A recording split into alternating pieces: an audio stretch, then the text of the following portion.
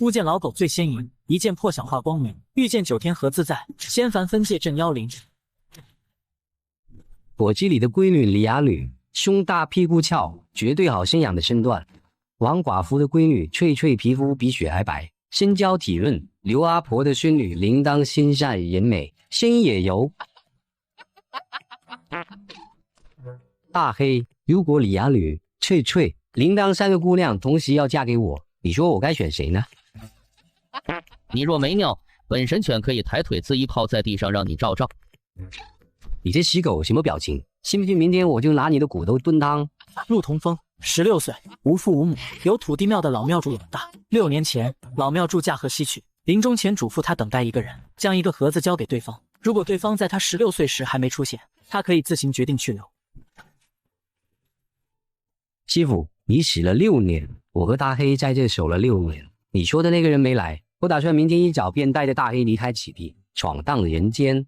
你得理解我啊，我今年都16岁了，虽然仪表堂堂，俊朗不凡，乃方圆500里第一美少年，但政绩上的姑娘们见我就跑，这找不着媳妇。我可不想像您老人家一样打一辈子的光棍。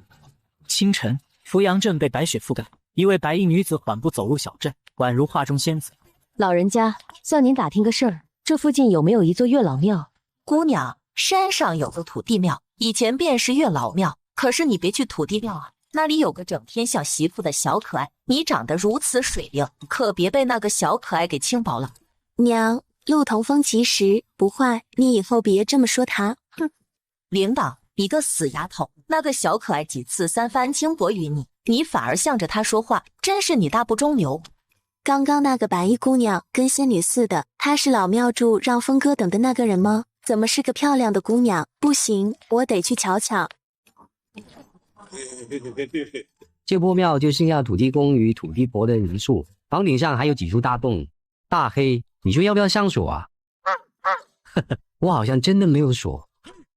师傅，您放心，等我发达了，定会来重塑神像，重建庙宇。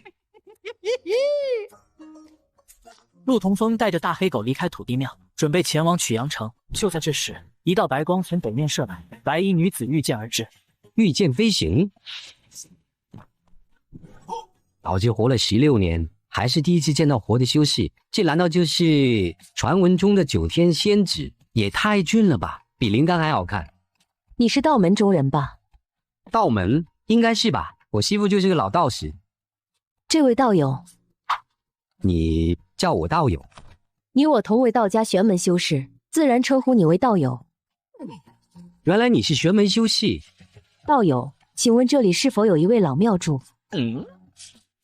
老庙主没有，只有我这位小庙主。等等，你不会是找我师父的吧？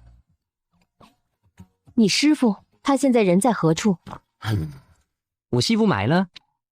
埋了。我师父仙逝6年了。仙子，你这是来找我师父的吗？你知道我等了你多久吗？你在等我？你知道我要来？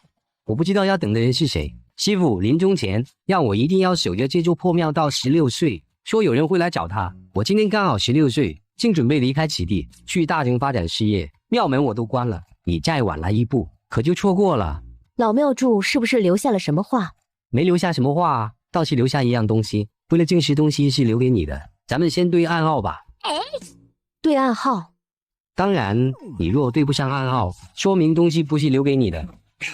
半夜3更鬼敲门，路上行人欲断魂，后宫佳丽3000人，铁杵也会磨成针。答对了，仙子果然是师傅让我再去等待之人。你稍等片刻，我先回屋拿个东西。陆同风回到庙中，取出一个铁匣子，打开后里面是一个精致的木盒。仙子，师傅临终前嘱咐我要亲手将此物交给来此寻他并且对上暗号之人。这里面是什么？不知道，上面有个小锁，师傅没给我钥匙，我没打开过。仙子，你能打开让我瞧瞧吗？我倒要看看我辛辛苦苦守了6年的东西到底是什么宝贝。你给我松开。这上面被布下了很高明的禁制结界，我也打不开。我靠，禁制结界，我师傅还有这本事？师叔祖乃云天宗前辈高人，小小禁制结界，自然不在话下。前辈高言，痛，太痛了！你居然是高言，我跟了你10年，整整10年，你只传了我一套抗阿赖寒心法。小师叔，师叔祖除了这个木盒，还留下什么吗？没了。等等，你叫我啥？既然你是师叔祖的关门弟子，我自然得叫你小师叔。云扶摇将木盒收入乾坤储物袋。小师叔，你接下来有什么打算吗？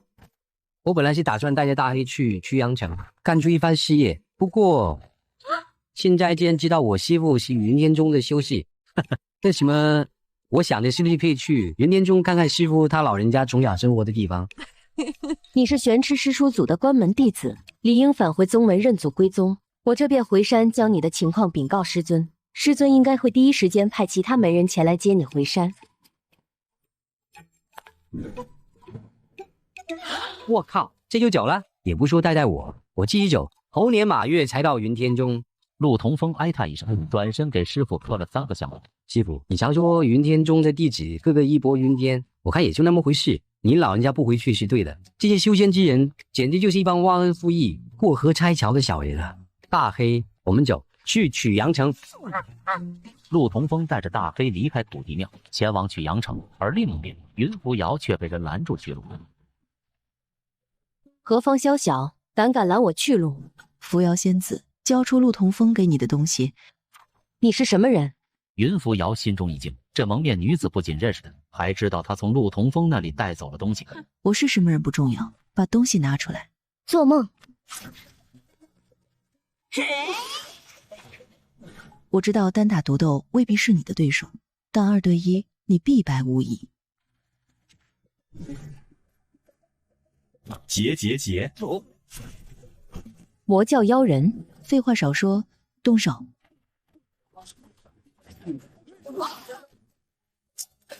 这样下去，我怕是走不了，只能用这招了。在生死存亡之际，扶摇仙子用她最珍贵的东西换取逃跑的机会。温阴功，酸甜口味的 ，baby。走了1天了，终于可以好好休息一下了。大黑，外面有人。见大黑焦躁不已，陆同风连忙走出山洞，这才发现一个女子躺在雪地里。这不是云扶摇吗？怎么随地大小睡？伤得很重，最重要的是那个宝盒也不见了，这是被人杀人夺宝。翠屏山山脚下的山洞中，扶摇仙子缓缓睁开眼睛。小师叔，我们这是在哪里？我们在翠屏山的山洞里，你不是带着宝盒玉剑返回云天宗了吗？怎么会受伤倒在雪地里？我被人伏击了。你可是合道境的高手，谁敢对你出手？这个世界修炼境界分为炼气境、筑基境、控物境、元神境以及合道境。而陆同风之所以知道，还是昨晚在云扶摇的乾坤袋里翻找丹药救治云扶摇时，无意间翻到了一本介绍各种修炼常识的书。按照书中的描述，云扶摇应该是合道境的高手。不知道袭击者是冲着那个盒子来的，抢了东西后就离开了。是我害了你，如果没有那个盒子，你也不会伤成这样。昨天晚上我还以为你救不活了呢。多谢小师叔。我可不想要口头感谢。我是不可能以身相许的。大我很像淫贼吗？你想多了，我就是想弄点淫贼花花。对不起，我还以为你想……算了，我也不怪你，毕竟你对我也不了解。你先吃点东西补补身体。陆同风盛了一碗热气腾腾的小米粥，又将烤好的兔肉撕了一些放在碗里，这才一起端给扶摇仙子。可云扶摇伤得太重，他只能亲自喂给他喝。好好吃。扶摇仙子，你好好休息，我要修炼一会。陆同风盘坐到篝火旁，开始修炼扛乐劲。片刻之后，头顶处渐渐旋转起一道由灵力形成的小小漩涡，周身也被彩色流光缠绕。好强的灵力！他不是说师叔祖没有什么修炼功法吗？难道他是在骗我们？还有这只大黑狗，灵性十足，但又好像很怕和我对视。扶摇阵中，岳灵荡正坐在火炉旁绣花，外面却忽然传来一阵海沙声。怎么回事？岳灵荡起身开门，却看到胖神、阿婆和母亲被3个蒙面的白衣人挟持住。你们是什么人？杀！铃铛，快跑！阿婆、母亲、汤婶，闭嘴！快走！3名白衣人匆匆跑出院落。就在这时，一柄被火焰包裹的仙剑紫夜冲出现，瞬间杀向3名白衣人。一人以长刀震开，连退数步。消失！为什么要滥杀无辜？关你屁事！找死！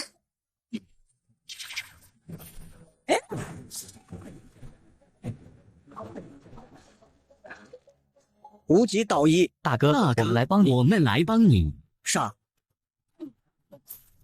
蝼蚁，旋风剑诀，一剑破苍。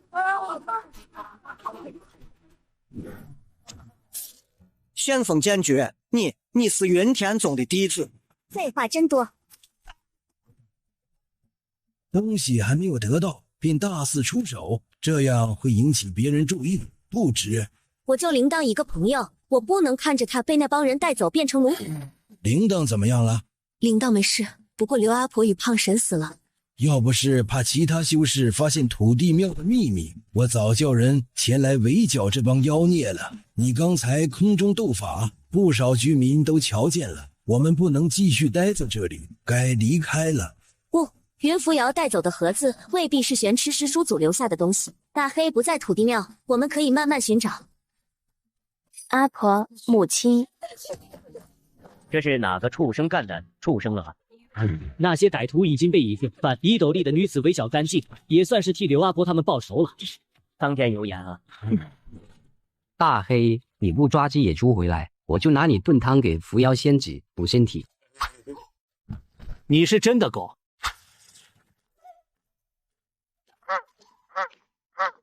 大黑，林叔、三娃、二狗，大冷天你们不在家里猫冬，怎么来山上了？昨夜子进了刘阿婆家，想掳走铃铛，最后铃铛没事，但刘阿婆与胖婶都被杀害了。怎么会这样？怎么会这样？他们都是好人。那些淫贼的身份查到了吗？没有，只知道对方是修士。我们正要赶往曲阳向郡守汇报情况。修士？是了，幸好有个身穿反一头戴斗笠的姑娘出手，不然铃铛也保不住。斗笠姑娘，以前连流浪狗都不来的小山镇，最近先是云扶摇，后来又是淫贼，又是斗笠姑娘，这些人想干什么？是了，好像是云天宗的弟子。得，先不跟你说了，我们得去送消息了。云天宗的弟子。陆同风，你是怎么给我治疗的？你当时伤势紧急，我只能脱了你衣服，而且我也给你留了肚兜和短裤。你淫贼，我要杀了你！你若杀我就动手，别叫我淫贼。你发生了什么事？我朋友的家人被淫贼杀害了，他们待我极好，我得回去看望他们。抱歉，我不知道。对了，你云天宗的同门应该来寻你了，是个穿白衣戴斗笠的姑娘，应该还在小镇附近，你俩会合后就安全了。他是我同门，但我未必会安全。云天宗内部斗争激烈，我还是和你一起回小镇吧。也行，但你这副模样太引人耳目，我用草木灰帮你乔装打扮一下，这样就没人能认出你来了。陆同风，你等着，这件事先记下，以后我不会放过你的。你丫太白了，碰到人别说话，不然会穿帮的。陆同风，你够了。他在取笑我。你别管这疯狗，他狗癫疯发作呢，不是取笑你。哼，最好如此。贫嘴过后，他们开始启程，可厚重的积雪阻碍了他们前进的速度。扶摇仙子，你忍耐一下，我们天黑之前肯定能赶回土地庙。你确定？我不信。我们要不打个赌？好啊，你输了就给我亲一口，我输了就给你亲一口。不要脸！不知过了多久，陆同风终于带着扶摇仙子赶到了土地庙。地上有其他人的脚印。好啊，老子刚出去2天，就有人占老子的窝。快走，陆同风回来了。走。我靠，大黑，你跑那么快干什么？急着去拉屎啊？醒醒，我们到了。好。哪来了个熊？这破庙还能招贼？那贼穷疯了不成？得知岳灵荡的家人被杀后，陆同风带着云扶摇和大黑风尘仆仆的从翠屏山赶回来。土地庙茅草为床，房顶破洞，这破庙就是你住了6年的地方。其实我挺爱干净的，估计是镇上小孩趁我离开后，将这里翻得有点乱了。哦。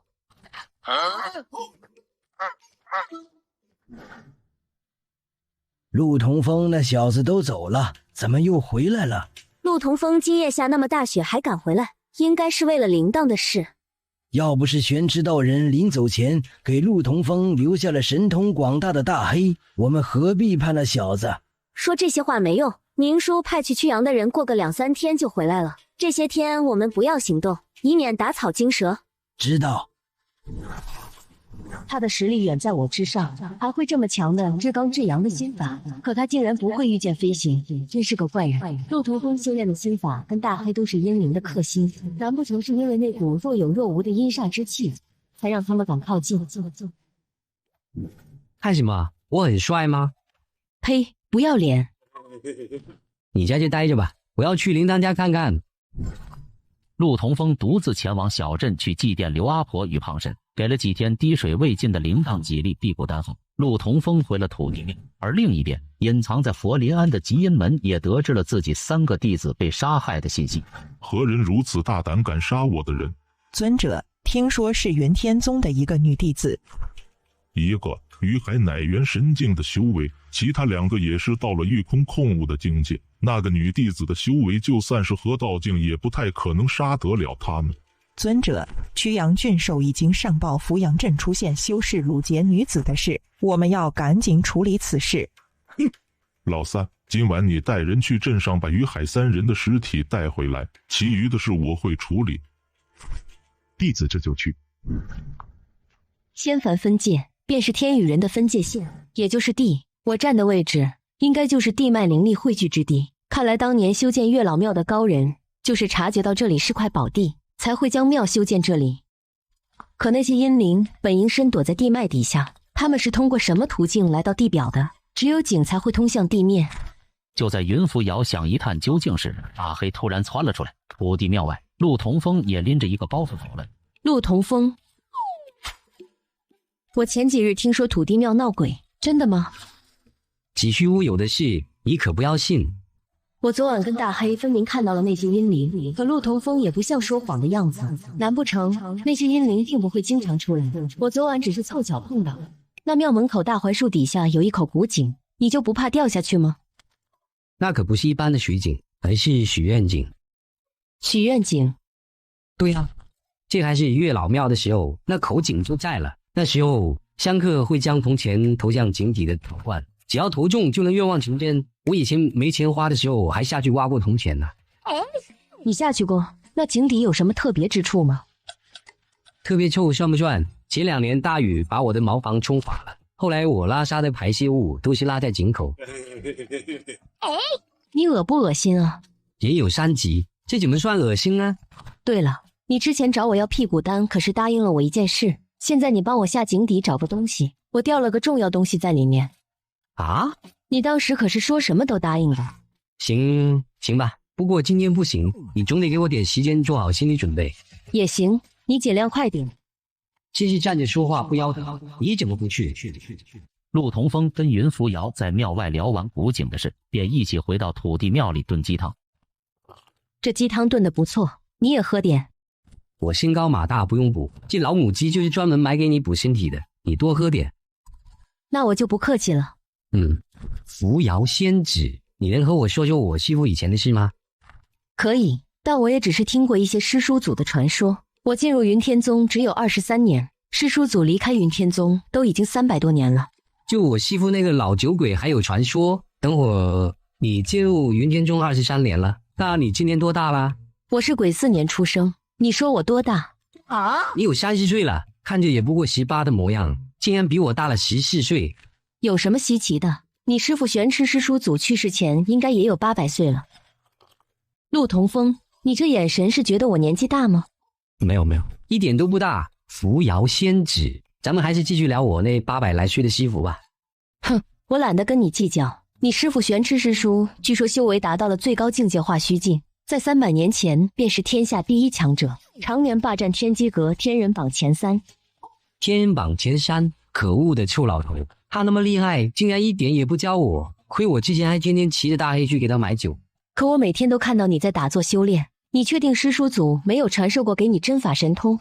那不是吧，我修炼的叫抗恶耐寒术，力气速度方面也就是比普通人好些。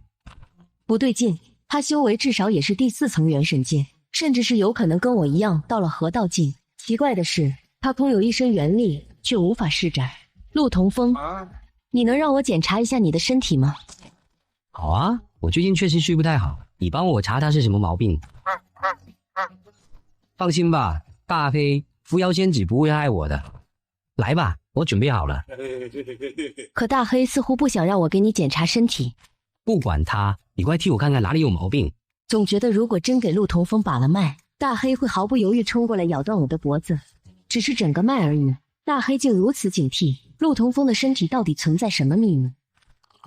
我拒绝。你到底几天没有洗澡了？你离我远点。也就3个月吧。你真吐了？没事吧？你走开，别靠近我。真是的，有那么夸张吗？他们敢杀我们极阴门的人，兄弟们接下来知道该怎么做吧？明白，漂亮姑娘都带走，其他人全部送去超度。对，1队负责街道东面的住户，2队负责西面的，还有记得留意于海3人的踪迹，活要见人，死要见尸。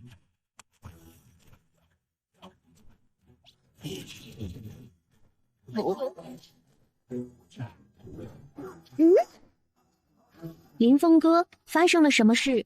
我目前也不知道。杀人了！那群淫贼又来了！救救啊！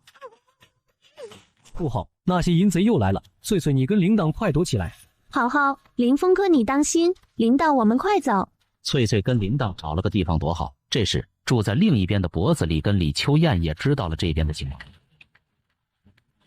得知极阴门的人要来屠村，脖子里心生退意。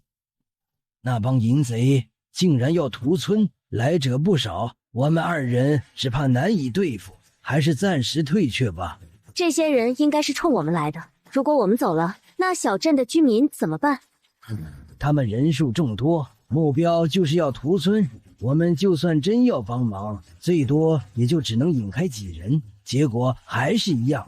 可是我们难道要眼睁睁看着小镇的居民被屠尽吗？对了，大黑不是回来了吗？有他在，应该可以对付那群人。是啊，我都忘了大黑回来了。如脖子里所料，土地庙里，大黑很快就发现了小镇的异样。大黑，怎么了？不好，镇上出事了。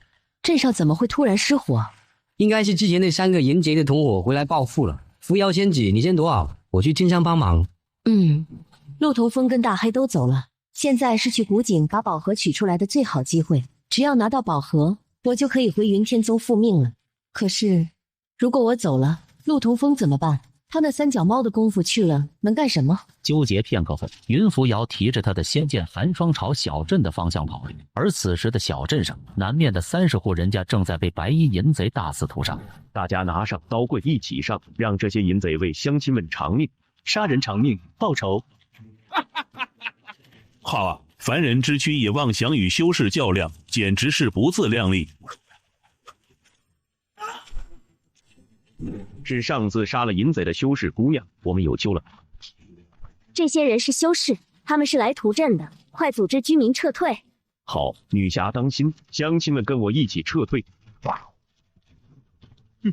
这位便是云天宗的那位仙子吧？仙子若是老实把我们伺候爽了，也许能绕你一命。无耻淫贼，看剑！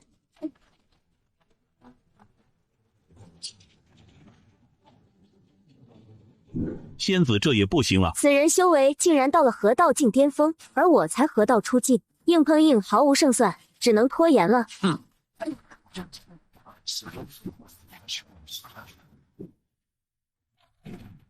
你们的同伴是我们杀的，冤有头债有主，诸位都是修士，何必对小镇上的一群凡人痛下杀手？不过一群蝼蚁，杀就杀了，不过你俩要是丢掉仙剑，自封奇经八脉，我便放过他们。魔教能有何信用？想让我们束手就擒？做梦！那就别怪我们不客气了。不妙，带头的修为跟我一样是合道境巅峰，其他至少也是控物与元神境。我们今天恐怕凶多吉少。陆同风跟大黑应该在赶来的路上了，我们再拖一下。只能如此了。放开他！穿个破棉袄，拿把袖剑也敢来英雄救美？小子，你那袖剑能杀人吗？我的剑不杀人，只杀畜生。小疯子，快跑！他是修士，你打不过的。他跑不了了，小子看招！小子看招！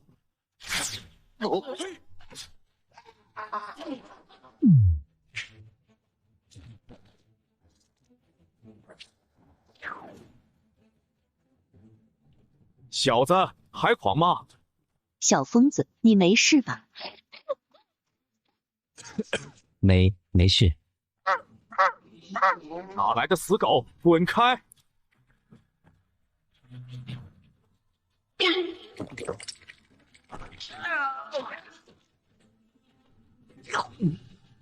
大黑，以他娘的居然能变身！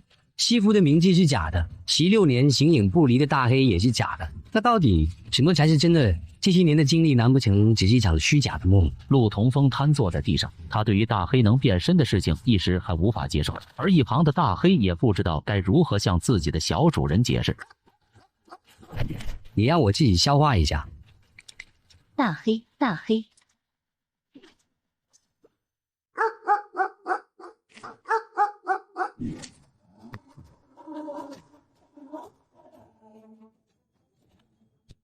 这是什么怪物？消息啊！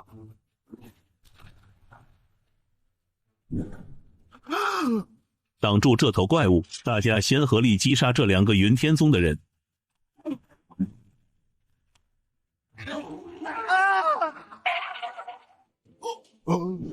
还挺巧。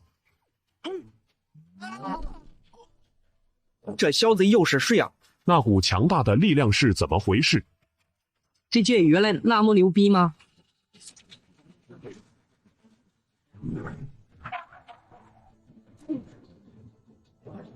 先是大黑能变身，又是袖剑变宝剑，现在连3年前逃拉来的刀叶香佛之里和李雅女竟然还是修真高手，我这是在做梦吧？还有修士，先去杀了他。是。你过来啊！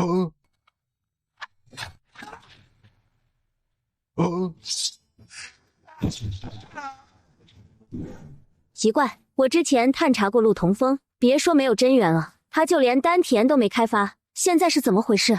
不清楚，先静观其变吧。这小子有点邪门了。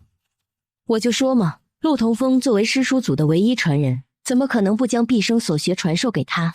陆同风身上到底还藏着多少秘密？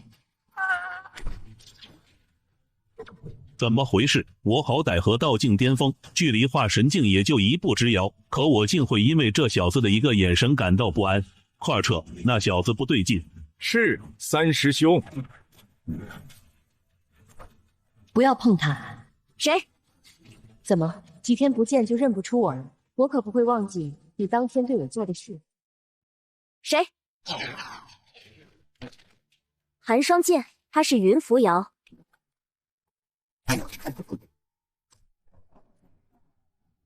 怎么，你身为云天宗护山灵尊望天吼的后裔，难道要吃我这个掌门的嫡传弟子？算了，如今神剑认主，封印松动，也没必要再守着他体内的秘密了。奇怪，陆同风的丹田几乎是闭塞的，但周身的穴道又很诡异，媚骨纯阳，至刚的灵力没有在丹田，反而是汇入穴道中。这位姑娘，陆同风的伤势如何了？怎么，这才过去4天，就不认识我了吗？我们见过吗？哼，云天宗门规第16条，袭击同门、弑杀同门者，需在诛仙台受雷电执行，你还记得吗？这位姑娘，你什么意思？虽然当时你并不是这身打扮，但是我认识你手中的剑，你就是第2级的黑衣人，而你就是手拿白骨之人。秋叶，不必隐瞒了，承认就好。你们好大的胆子，竟然敢劫杀我！扶摇仙子，我们也是奉命守护师叔祖留下的遗物。我们那日若真想杀你，你也活不到现在。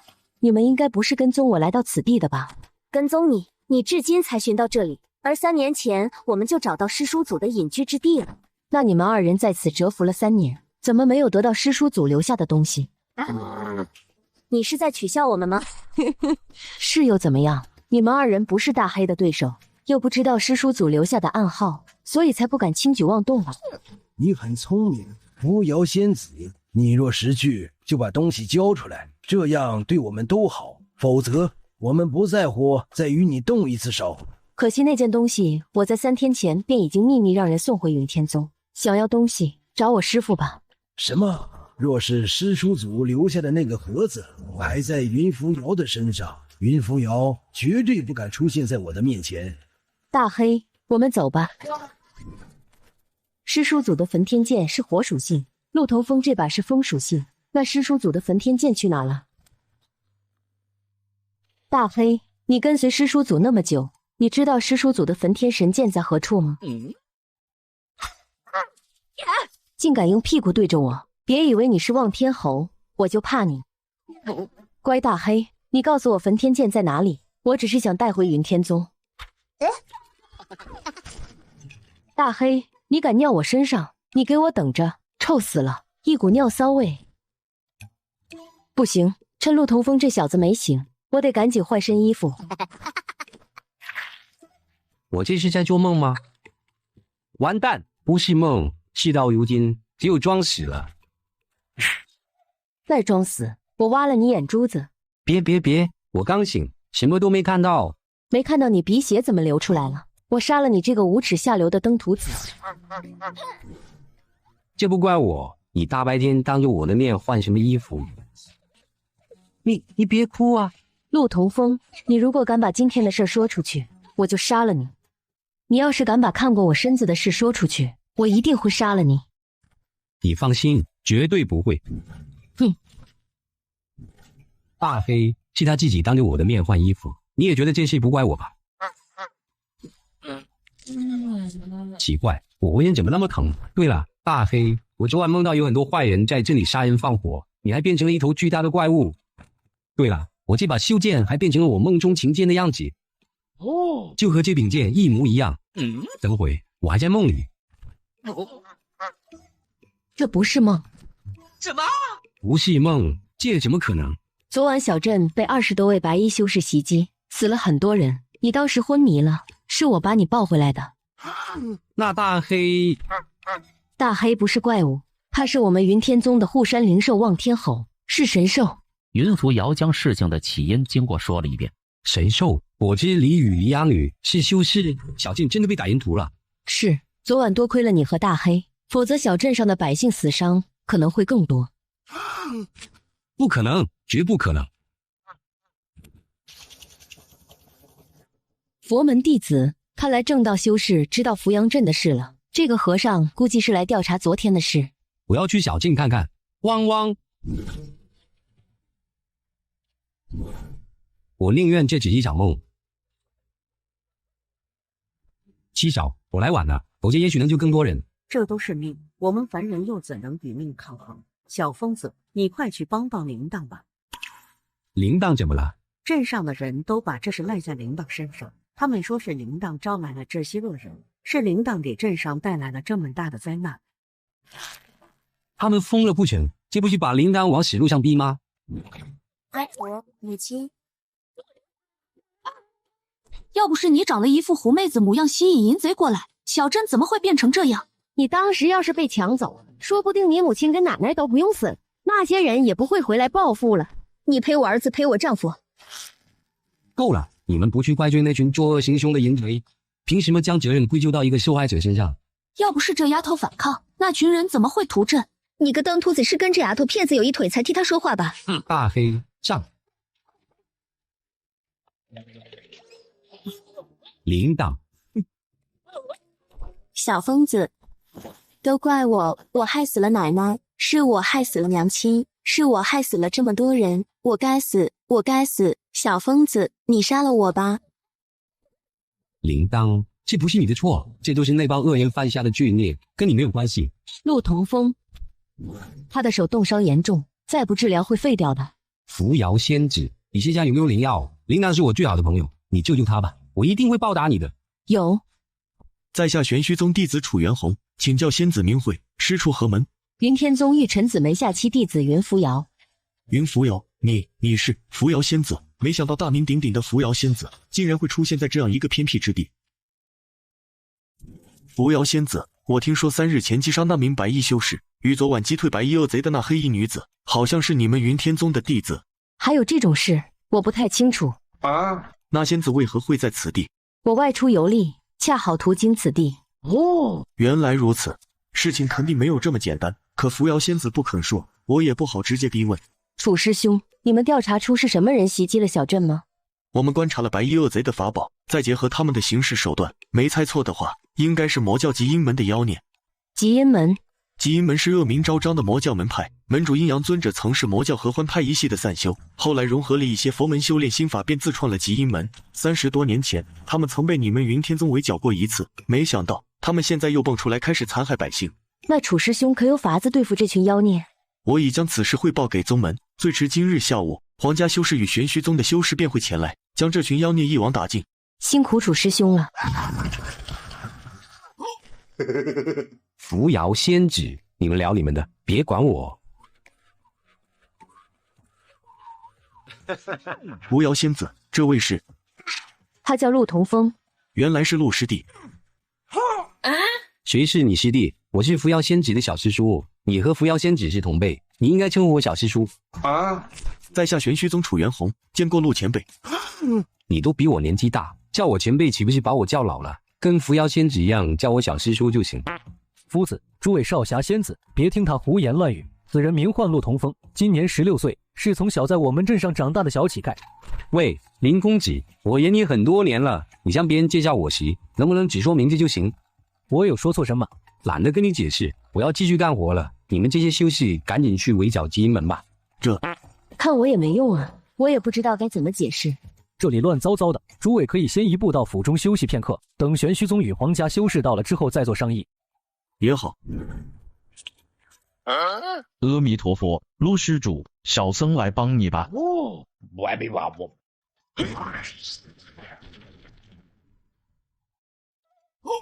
这就是修士吗？果然有移山填海的本事，不过是不是有点用力过猛了？对了，小和尚，你叫什么来着？小僧苦海寺玄贝大师座下弟子，戒色，不知陆施主师承何人？戒色？哪有人叫这个名字？我师父是玄悔道人。玄悔道人，云天宗的玄悔道人，早在300多年就在仙魔之中战死了，怎么忽然冒出来一个16岁的弟子？借尸还魂，还是老宗子扎实了。戒色和尚马上拿出一本厚厚的古籍翻阅起来，查找玄悔道人。铃铛，这地方已经毁了，要不先把刘奶奶与胖显的法身送到土地庙吧，起码能遮风挡雨。峰哥，谢谢你。咱们是好朋友，就不要说这些客气话了。以后你就跟着我混，有我一口吃的，你绝对饿不着。等，峰哥，这地方我也待不下去了，我要和你一起浪迹天涯。峰哥，我这些年赚的银子和爹爹的抚恤金都藏在我房间床底下的一个铁匣子里，你能帮我挖出来吗？没问题，你等着。戒色，我想请你帮个小忙。陆同风答应帮岳铃铛挖出他床底下的铁匣子，开始挖废墟前，他想起来了戒色和尚的能力。陆施主有何事吗？你刚才那几下确实厉害，你看能不能再帮我清理一下这里？没问题，不过陆施主你得告诉小僧，你的师父到底是何名讳？我之前不是告诉你了吗？我师父是玄悔道人。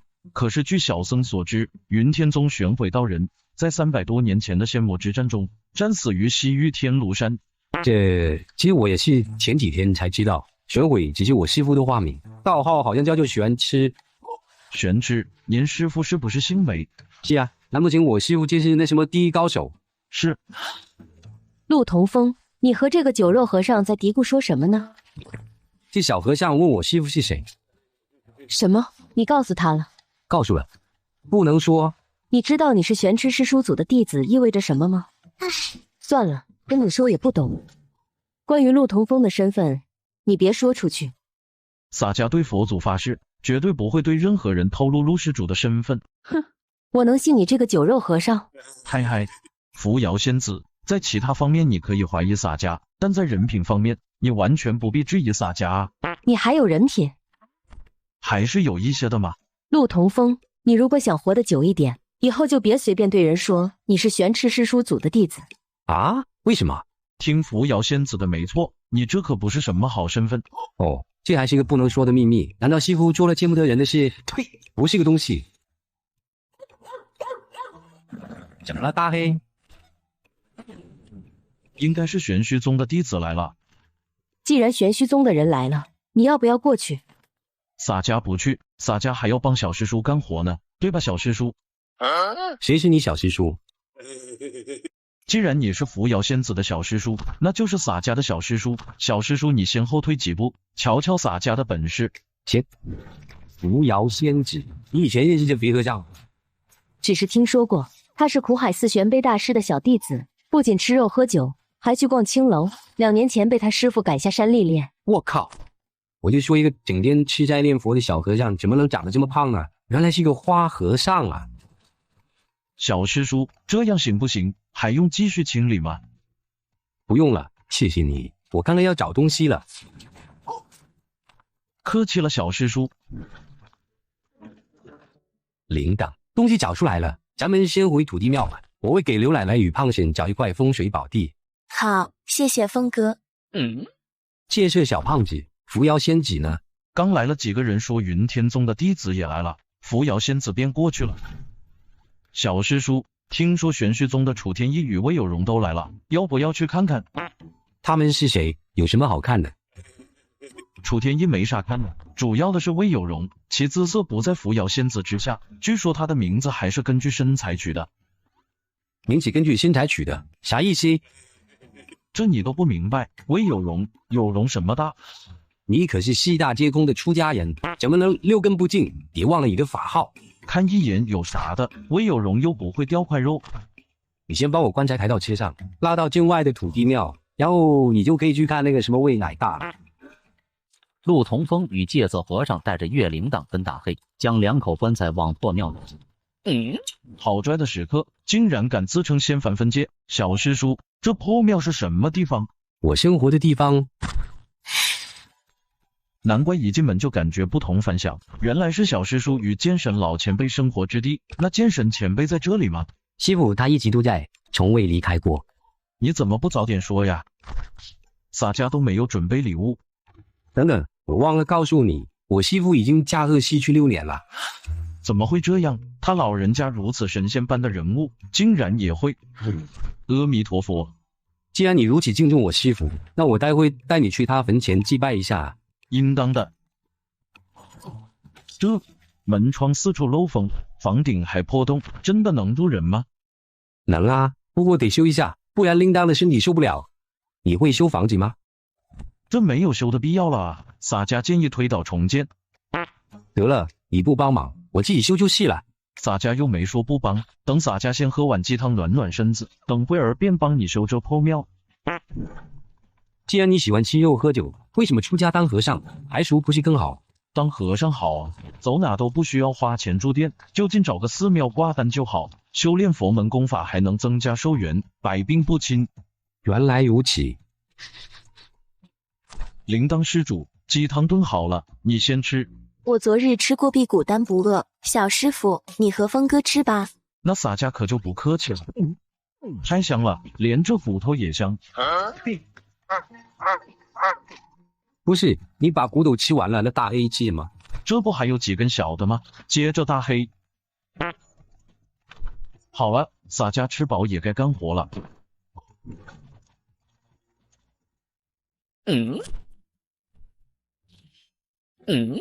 小师叔，你望着小镇是在等扶摇仙子吗？我等他干什么？对了，你不去小镇瞧瞧玄虚中的那个什么魏奶大仙子？什么魏奶大？人家叫魏有容，本来一见欣赏美人的雅趣，被你说的咋就显得那么猥琐？我猥琐，与你这花和尚相比，我感觉自己是天下第一正人君子。小师叔爱咋说咋说吧。洒家忘记问了，小师叔如今是什么修为境界？没有，我压根就不是修戏。小师叔，朋友就该以诚相待，洒家又不会到处乱说。我说的是真的，我师父死的时候我还很小，啥都没有教我。不可能，你拉着那么重的棺材车，在雪地如履平地，一个凡人是绝对不可能做到的。我也不知道怎么回事。修为境界是小师叔的个人隐私，洒家就不多问了。不过能给我瞻仰一下你的剑吗？我的剑有啥好看的？那可是焚天10大神兵之一。你确定我这柄剑是焚天？怎么是柄青色的剑？是不是光线不对？咱们来火堆前再研究。小和尚，你研究了半天，就差伸舌头舔了，你看出来了吗？看出来了，焚天是赤红如火的颜色，剑身两面各刻着焚和天，而你这把显然不是。既然我这柄剑不是焚天，那你知道是什么吗？你这柄剑品级跟年头也不算低，剑身两面的这些纹路，不是图案也不是血槽，很像是南疆古巫族的风格。南疆古巫族？没想到你见识挺多。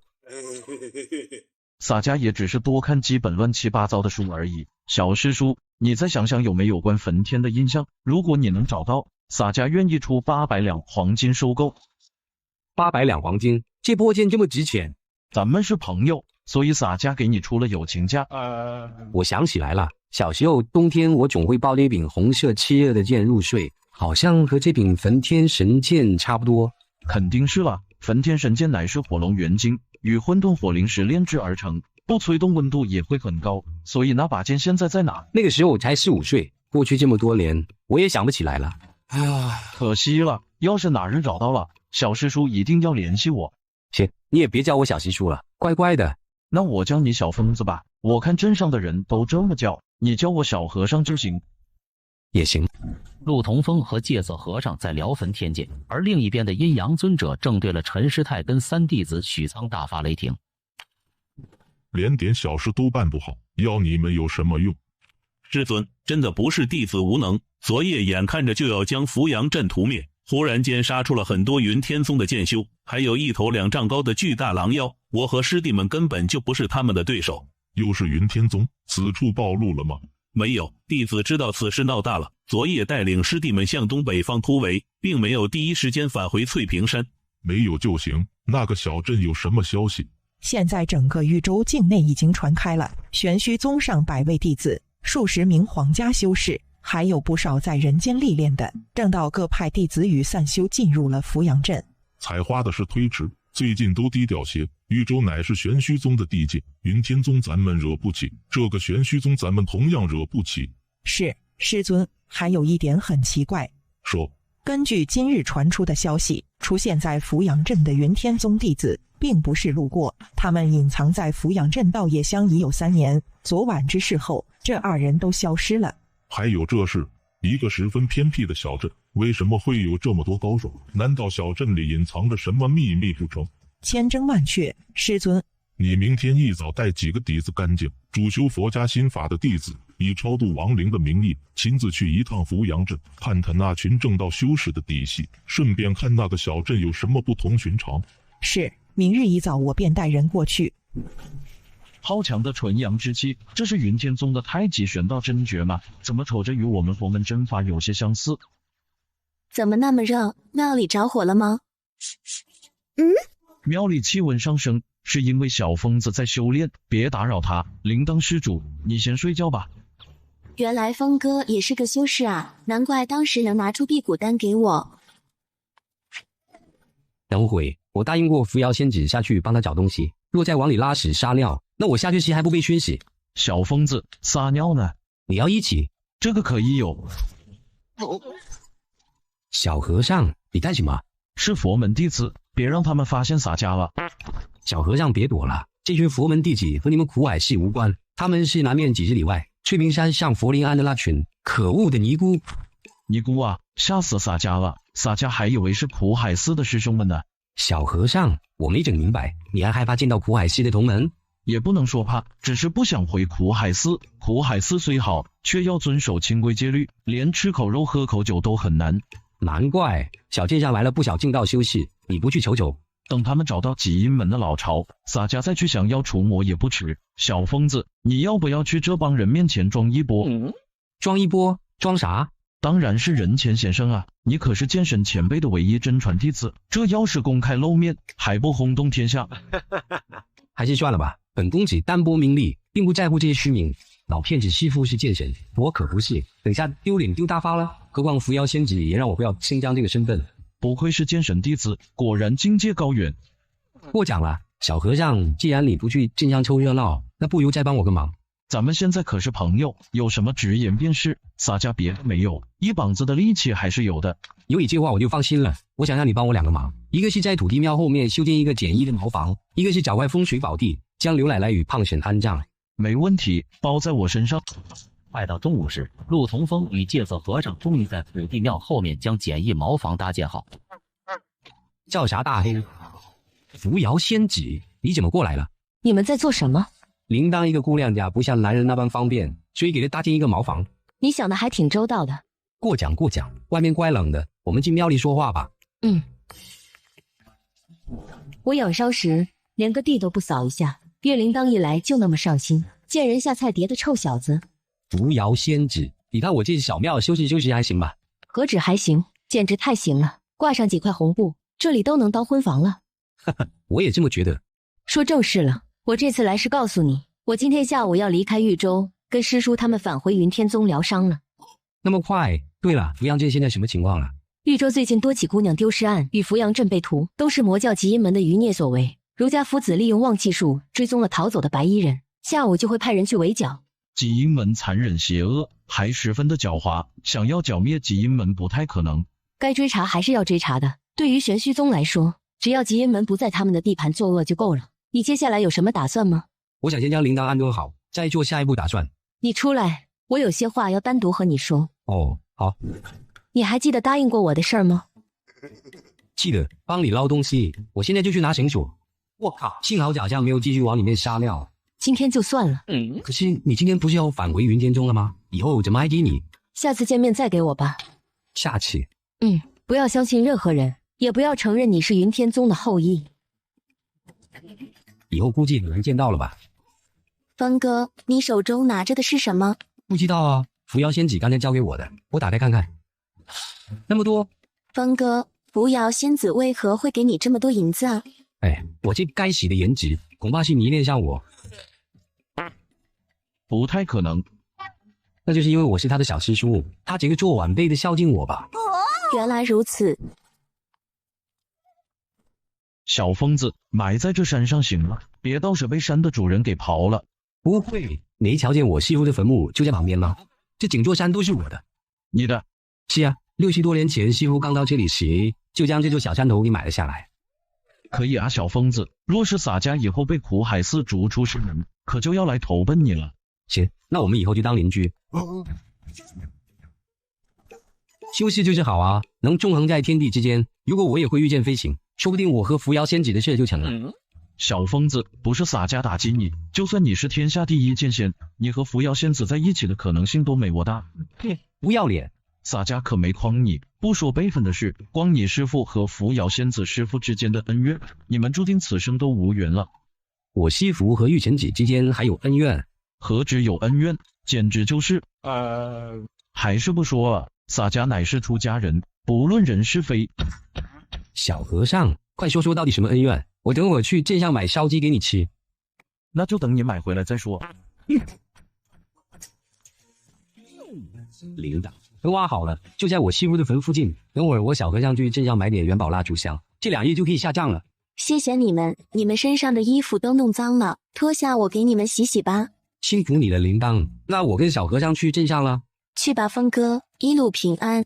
岳铃铛跟大黑留在土地庙里，陆同风与戒色和尚则换上新衣，前往扶阳镇。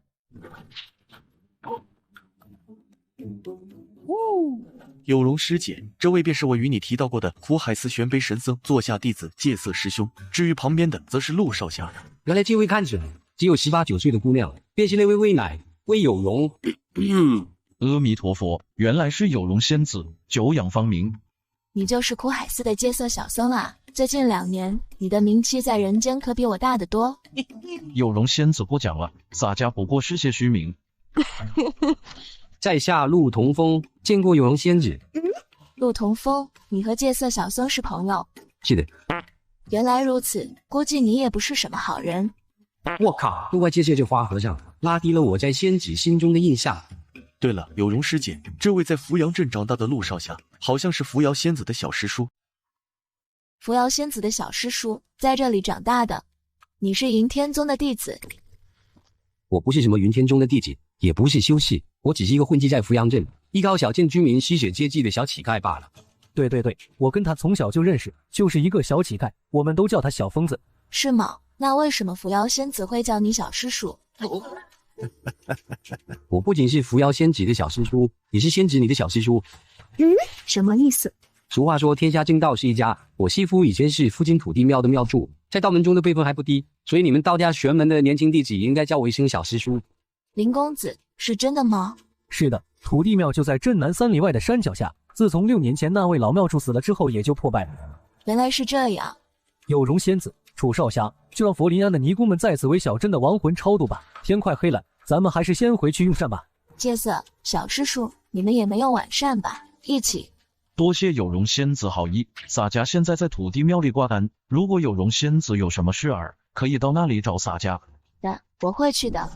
好奇怪，佛门超度亡魂有5种经文，他们现在诵念翻唱的却是地藏经。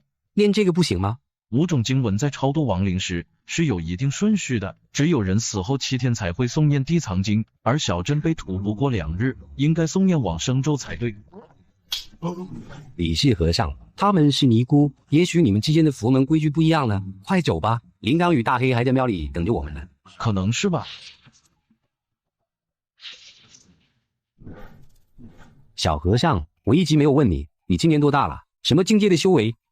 洒家今年28岁，才第5层河道初期。扶摇仙子今年30岁，好像也是河道初期。你比扶摇仙子还厉害呀！运气，1年前有几百个高手在上古仙府斗法，洒家去凑个热闹，结果飞出一个丹药在手上，怕被抢，洒家就一口吞了。你这运气绝了！洒家当时真的只是去看看热闹，真没想着什么机缘。哼，跟我强调干嘛？我不是修士，又不会抢你那个狗屁丹药。小疯子，继续装就没意思了。你的修为甚至比洒家还高，这叫不是修士。你别乱说话，我有什么修为？我就是力气大一些，打铃铛都费劲。昨天晚上你修炼，洒家都看到了。我昨晚也看到了。峰哥，咱们从小就认识，我才知道你还是修士。那不是修炼，我只是在打坐，练习师傅传授给我的耐寒抗恶心法。耐寒抗恶心法，小疯子，你到现在还装就没意思了。你是云天宗的弟子。上集说到陆同风险些在魏有容面前暴露了自己的身份。咱们都是朋友了，我骗你做啥？气傻我也还不承认。我靠，我就这么不可信？罢了，看，真是见鬼了！你什么表情？我该不是新患绝境，马上就要死了？小和尚，大师出家人慈悲为怀，你得救我啊！拉倒吧，你强壮到一拳能打死一头大象。那就好，差点被你吓死。不过，为什么你的经络中灵力充沛，可丹田却没有与奇经八脉连接？还有你的天地二窍，为什么也是断裂的？这些是什么？你连丹田与天地二窍都不知道。经过戒色和尚一番解释后，陆同风才知道修士都是丹田储存真元，而自己却用穴道储存。我还以为师傅传给我的那套心法真是修士的修炼心法，白欢喜一场。小疯子，你能和洒家说说你修炼的那篇耐寒抗恶的心法吗？内容应该是出在那篇心法上，或许是没前辈悟出的一种全新的修炼体系。不行，我师傅和我说了，这篇心法只能我自己修炼，不可告知他人。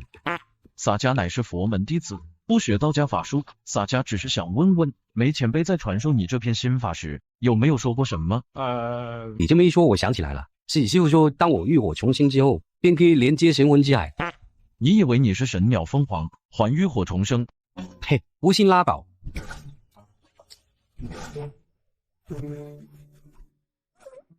铃铛，我知道你心中不舍，可是人死后终究是要入土为安的。你说的对，是该将奶奶与娘下葬了，有劳峰哥了。小事。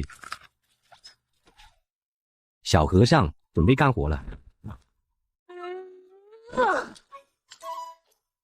我靠，你就不能把棺材塞进你的储物袋里，到了墓地再取出来，好几百斤呢。那可是你的丈母娘与外祖母，区区几百斤的棺材，对你来说不在话下。丈母娘，我爱听。追上和尚什么丈母娘的，可不能当着铃铛的面说，我怕他害羞生气。知道。小疯子，你真回来了。那天遇到你们之后我就回来了。林大叔，小健前夜发生的事儿，你知道了吗？前天在曲阳城驿馆里知道了，便立刻赶了回来。小疯子，我家人还好吗？那些妖人是从小镇的南面杀入的，酒馆以南没剩下几个人还活着了。爹娘，林大叔、三娃，你们家好像没着什么冷。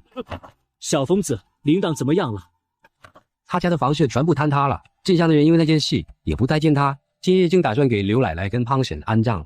小镇发生的事儿不能怪铃铛，腾风，我要马上赶回小镇，你带我向刘阿婆与胖婶烧炷香吧。好，我会的。大黑跟在捧着2个灵位，一身重孝的岳铃铛旁边，而陆同风跟戒色则一人背着一口棺材走到墓穴，将棺材安葬进去。娘，奶奶，我好想你们。刘奶奶、胖婶，你们就安心去吧，我会照顾好铃铛，绝对不会再让人欺负铃铛。怎么了？没事，大黑不知道在乱叫什么，铃铛都被吵醒了，罚你今晚不准吃饭。王八，魏有容，他怎么来了？峰哥，他就是小和尚说的那个10仙子中的有容仙子吗？是他。铃铛，你今天累得不轻，先进去休息吧，我去看看有容仙子为何会来这里。你们这是去哪里了？怎么浑身脏兮兮的？帮助铃铛施主安葬他的2位亲人，还没有来得及换衣服。有容仙子，您怎么过来了？没事儿，就是瞎转悠到了这边看看。这里就是陆小师叔从小生活的土地庙吗？是啊，别看现在破旧，以前香火还是蛮旺盛的。看得出来，不过陆小师叔不请我进屋坐坐吗？我的错，有容仙子里面请。小和尚，有容仙子是来找我的，你先回避一个时辰。你都有铃铛了，还想着有容仙子？再说了，有容仙子明明是来找洒家的。铃铛什么时候成为我的了？哦，那洒家能追求铃铛吗？滚！男人果然都是一个德行。你就是铃铛姑娘吧？果然是天姿国色，我见犹怜。铃铛见过有容仙子，你知道我？之前听峰哥与小和尚说起过你。你跟戒色小僧说了我什么？没什么，就发自内心的夸赞仙子倾国倾城的容颜，深不可测的修为和令世人敬仰的侠名之类的。你的嘴儿真甜，我昨晚听说你似乎和云扶摇很熟悉。也不算熟，只是在他路过此处时见过几面，都是道门弟子，便聊了几句。是吗？我怎么听说当时尹扶摇是特意来找你的？7天前他还向镇上的百姓打听过土地庙的事儿。好家伙，感情有容仙子不是来串门的，而是要打探情报啊！特意来找我，这不可能吧？我从小就生活在这里，而扶摇仙子可是云天中的天之娇女，她找我干什么？原来如此，不过我听说陆小师叔的师傅玄悔道人也是一名修士，你作为他的唯一弟子，为何昨天在镇上说自己不是修士呢？我真不是修士，戒色小和尚给我检查过身体，不信你问问戒色。是的，小疯子的丹田气海干瘪，天地2窍也是断裂的。这样啊，敢问陆小师叔，领师原名为何？寿延几何？我也不知道，他老人家死得突然了。有仙子，咱别说那个死老头了，天晚了，留下吃个饭吧。好啊。戒色，几个月前我不是听说你在抚州一带吗？怎么到了这里？被一群可恶的家伙追赶，只能到这边躲躲了。可我听说九龙山破碎仙府问世时，本来大家说好了一起进入仙府，你倒好，偷偷摸摸自己溜进去，还将仙府大门给关了。不对啊，小和尚，你说当时那些修士在斗法，是那玩意自己从仙府里飞出来的？肯定是那些传谣的人看错了。那半年前你把天女宗的2位漂亮弟子当作青楼的姑娘，非要让他们陪你睡觉那次呢？小和尚，你还干过这种事，真不要脸！嗨，这也是误会。其中那次，以前年纪小，现在洒家已经改过自新，有容仙子放过洒家吧。见戒色小和尚求饶，为有容的目的达到了，又闲聊了一会。对了，你认识在小镇上稻叶香的脖子李雨他的女儿吗？认识，小镇上的姑娘见我都骂我，就你哑女不骂我，我最喜欢跟她说话了。幽燕是哑女，怎么骂你？就是因为她是哑女，我才觉得她不错。仙子，我听说他俩是修士，你知道他们的底细吗？我也不知。直接下去太恶心了，可是又答应了扶摇仙子要把他的东西捞上来，真难办。小和尚，过来。你笑得好邪恶，准没好事。其实也没什么大事，就是想请你下井寻找一样东西。少来，这下面污秽臭气腾出，明显就是茅坑，洒家才不上当。你怎么闻出来的？我怎么什么都闻不到？洒家可是河道境的高手，这点气息还是嗅得出来的。算了，我还是找根绳子自己下去吧。小疯子，你什么重要东西掉这茅坑里了？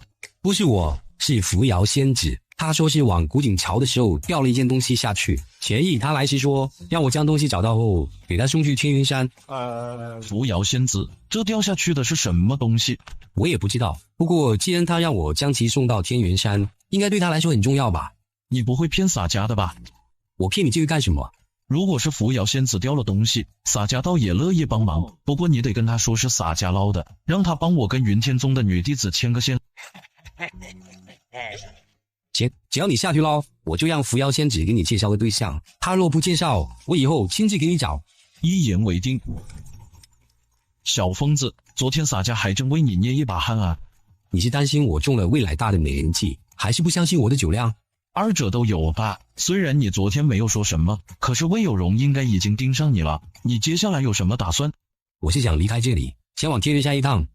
不过我不放心铃铛。那就一起呗。洒家看他很有慧根，也许铃铛施主会被云天宗的某位长老收为弟子也说不定。小和尚，你说我也能成为修士？当然，你的根骨齐家，只要仙缘到了，便能一飞冲天。你在小镇也无处可去，不如与我们一起前往天云山。那真是太好了，我去。如果能拜入仙门，就能为奶奶和娘他们报仇了。等等，小和尚，你说你打算和我一起前往天云山？是啊，洒家下山历练心智，去哪都行。何况洒家受扶摇仙子嘱托要保护好你，洒家也不能食言。扶摇仙子嘱托的，我怎么不知道？那次初见，他就让我保护你，说日后必有重谢，不然洒家怎么会住在这四处漏风的土地庙，还帮你拉棺材、挖坟墓？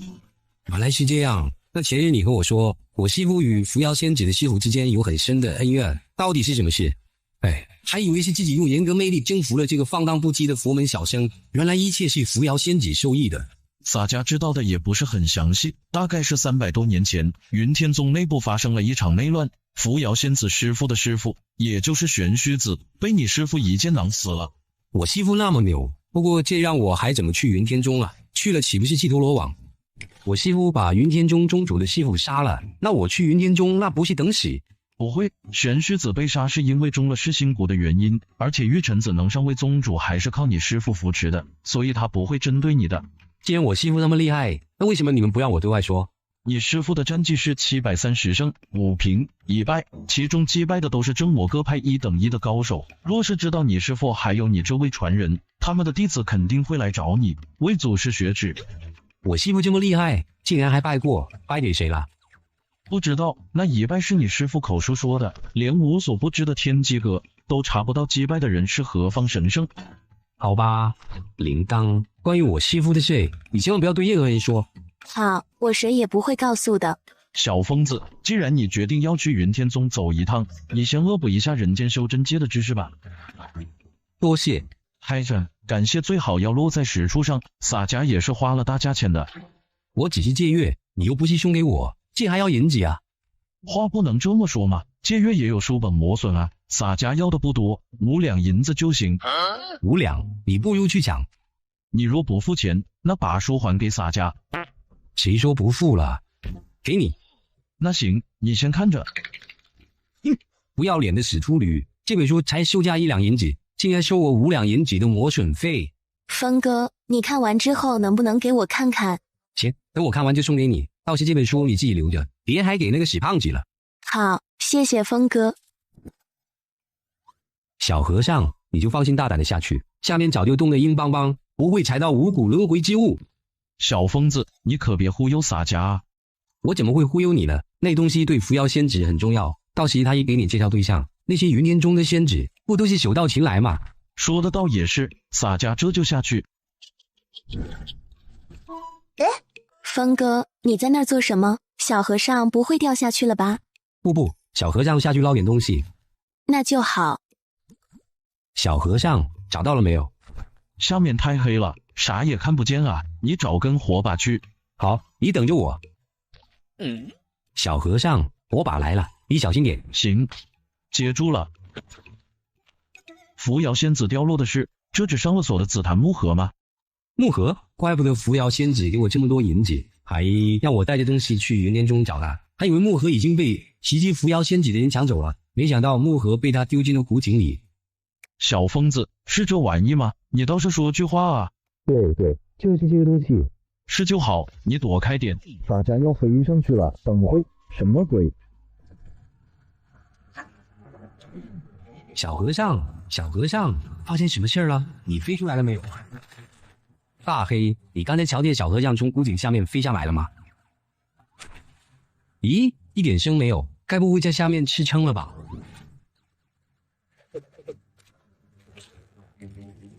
什么鬼啊？土地庙果然闹鬼，而且还是很多鬼。完了，这下死定了！我要吃你！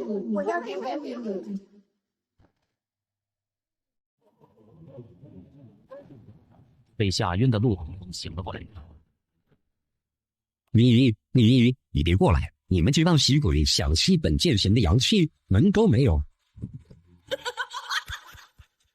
陆同风，别害怕，刚才我是吓唬你的，我们不伤害你。你怎么知道我的名字？你谁啊？我叫叶小柔，放心吧，咱们做了这么多年邻居，若想害你，早就害了。叶小柔？没听过，赶紧把我朋友放开，否则我对你们不客气。我凝聚成型，他们也不在了，现在你不害怕了吧？不过这里是什么地方？这是大怀爷爷下面啊。什么大怀爷爷？你好啊，小疯子。你不会是那个大槐树吧？是我，小疯子，你不必害怕，我们与你师傅都是好朋友。大黑成精了，大槐树也成精了，还有几百个鬼魂。我守在土地庙这么多年，竟然什么都不知道。小疯疯，你以为这些年是你守着土地庙吗？不，是土地庙守着你。什么意思？小和尚，你还活着吧？没事的，他只是中了大怀爷爷释放出的藤蔓倒刺上的毒，以他的修为，很快就会恢复过来。没事就好。你们谁能告诉我，这到底是怎么回事？这里地下有一条灵脉，而我们这些阴灵都是被这条灵脉吸引过来。那我师父一直都知道你们的存在。是啊，你师父经常帮助我们，他临终前将你托付给了我们，让我们保护你。每天晚上你打坐修炼时，我们都会出去吸收你体内释放出来的阳气。难怪这让百姓说的土地庙闹鬼，原来是你们。不过既然师父让你们保护我，为什么一直不跟我说？你师父不让我们告诉你，不过我们和大黑蛮熟的。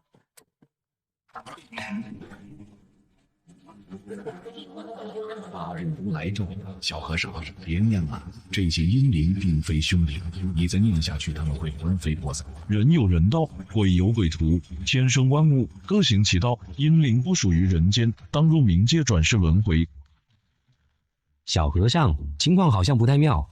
小疯子，你躲远点，区区一棵树精，几个阴灵，洒家还没有放在眼中。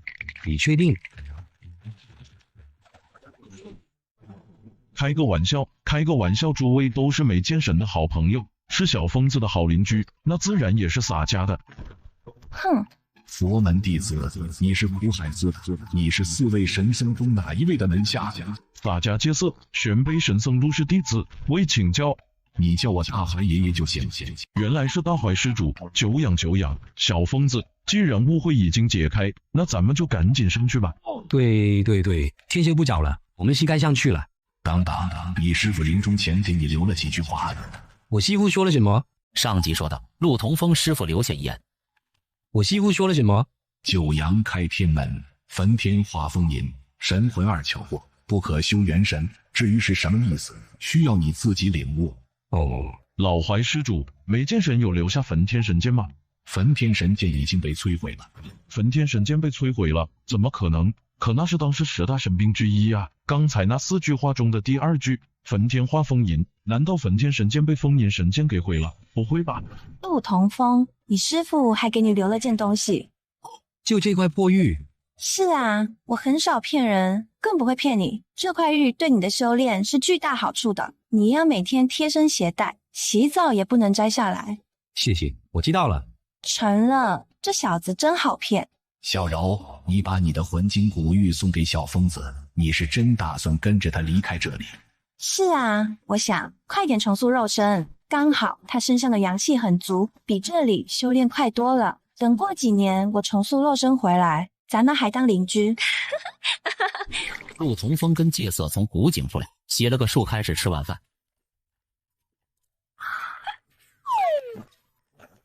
这小丫头不会喝酒成什么能啊？这是铃铛施主对我们的感谢了。既然他醉了，那咱们喝。来，今天第一次见鬼，真是把我吓到了。明天一早咱们就赶紧离开这鬼地方，走到一个没有鬼怪妖精的地方。世间哪有这种地方？我们佛门都会有阴灵精怪，不过那棵大树妖真是厉害，若打起来，洒家根本没有反抗之力。大怀爷爷好像是活了数千年的树精，你打不过他纯属正常。小疯子，你盯着茅厕看干什么？你丫的不会想将茅厕也带着上路吧？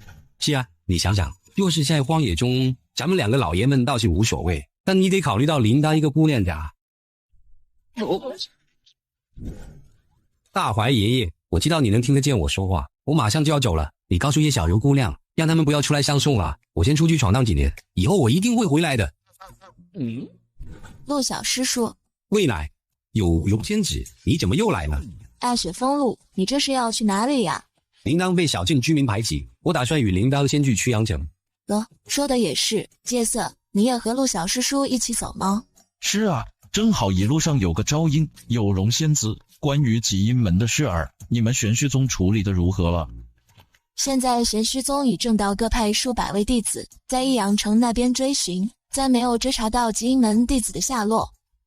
正道弟子晚去了那么久，早已经打草惊蛇。是的，不过有一点我一直觉得很奇怪，益阳城在小镇的东北方向，为什么那晚的屠杀是从南面开始的？而且儒家望气术也只追踪到了他们离开时的气息。有容仙子是怀疑益阳城只是极阴门的幌子，那晚他们其实是从小镇南面来的。是的。小镇南面难道是曲阳城方向？也不是没这个可能，不过现在说什么都晚了，此事已经过去多日，只怕那些妖孽此刻也早已逃走。逃得了初一，逃不过15。极阴门这些人作恶多端，滥杀无辜，我相信迟早有一日，正道修士会将其全部诛杀，为那些无辜的死难者报仇。说的是，既然你们要离开这里，那就赶紧上路吧。这1、2日我们玄虚宗的也会离开，若是有缘，我们还会相见。有缘再见。上集说到，陆同风跟魏有容拜别后，再一次离开了生活16年的土地庙，3人1狗便踩着积雪往南。许仓还是很有本事的，能将楚天意耍得团团转，很不错。许师弟是有些能耐，那楚天意还被天机阁列为10大公子之一，却依然没有找到许师弟的丝毫踪迹，连我这位做师姐的都自愧不如。不说他了，说扶阳镇吧，现在情况如何？朝廷派了近100人的士兵进驻，玄虚宗还有10多位弟子在镇上，领头的是10仙子之一的魏有容，应该是在暗中调查潜伏在扶阳镇3年的跛子李与李秋燕。怎么样，有结果吗？没有，这2人自屠镇之后便没有再出现过。不过弟子可以确定，扶阳镇一定有秘密。哦，怎么说？云扶摇在前几日便出现在了镇上，而且云扶摇后来还受了伤。是玉臣子坐下那个云扶摇，他现在人还在扶阳镇吗？是他不在了。3天前，他跟其他修士一起赶往了益阳城。知道了，退下吧。是。小疯子，你看看人家这庙的香火，再看看你那土地庙的香火，差距啊，差距啊！小和尚，在这风和日暖的日子里，你别逼我打你。哼，洒家开个玩笑啦，你别当真。搞这些虚头巴脑的东西有什么意思？完全就是驴粪蛋子表面光。等我发财了，将土地庙重修过一番，到时看谁的香火旺。小疯子，洒家怎么听着你这话酸溜溜的呀？是不是看到佛门道场香火鼎盛，心中一时间接受不了啊？我是那种小心眼的人嘛，我说的都是实话。还有你们佛门的温汤力，拿善女性女香油钱放高袋的同时，还隔三差五的派弟子下山化缘，你们这是一点不给其他人留口汤啊！铃铛，是洒家说错了话，惹他生气了吗？与你无关，这是峰哥与观音庙的私人恩怨。好奇怪的尼姑庵，佛像摆放的顺序完全不对。之前给小镇亡魂超度时翻唱的经文也是错的。老尼姑，在你们这个庙里供奉一个长生牌需要捐多少香油钱啊？一个长生牌，1年30两纹银。我靠，抢钱了！铃铛啊，铃铛在给刘奶奶与胖婶祈福祷告了。我刚打听了，2个长生位便需要60两。你也是佛门弟子，你能不能让他们给个内部优惠价格？小疯子，这地方有些古怪，应该是个野狐禅寺，让铃铛不要将他长辈的灵位供奉在此了。阿弥陀佛，贫尼了臣，是这座小庵的住持，想必这位便是玄卑神僧的弟子戒色师侄吧？小僧戒色见过了陈师太，都是佛门弟子，戒色师侄不必多礼。不知戒色师侄今日来此，是挂单还是有其他事儿？前几日扶阳镇突发惨剧，小僧过去时结识了2位朋友，恰好今日路过翠屏山，听说山上有一座佛门道场，就来看看。阿弥陀佛，原来是这样。上集说到戒色发现佛林庵有问题，想离开，却碰见了陈师太出面挽留。既然来了小庵，在小庵中转转吧。谢师太美意，不过我们还要赶路前往，就不多打扰了。师侄难得来一趟，这里虽然比不上普海寺，但……那陈话没说完，众香客纷纷对着他开始跪下磕头。师太，求求您保佑我孩子平安归来。了尘师太，求求您救救我丈夫吧。了尘师太，阿弥陀佛，施主们请起，只要你们潜心向菩萨跪拜，一定能实现心愿的。小和尚，我还没有将奶奶和母亲的灵位供奉在这儿呢，你怎么现在就让我们走？对啊，小和尚，这到底怎么回事？此处不是说话的地方，你们若相信洒家，就跟洒家赶紧走。好吧。行，大黑，走啦。佛林庵的陈设只能糊弄那些渔夫渔妇，却绝对糊弄不了佛门弟子的戒色。戒色失职，请留步。师太还有何事？贫尼刚才听闻你的朋友要在小庵供奉长生牌，这长生牌还没有留下，为何匆匆离开？你们这个长生牌1年要30两银子，抢钱啊，咱可供奉不起。小和尚，我们走。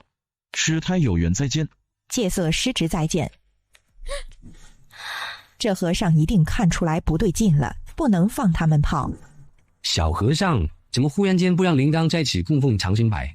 这座佛灵庵不像表面上看上去的那么简单，这座佛灵庵是假的，那些比丘尼，包括那颗了陈住持，都是假的。我就知道这佛灵庵肯定是藏污纳垢之地，这里的尼姑一个比一个漂亮，一个比一个风骚，哪里有半点佛门弟子该有的样子？小疯子别说了，你快背着铃铛。到底怎么了？不要问，背着铃铛，咱们快走。小和尚，你跑这么快干什么？你是在庙里遇到前女友啦？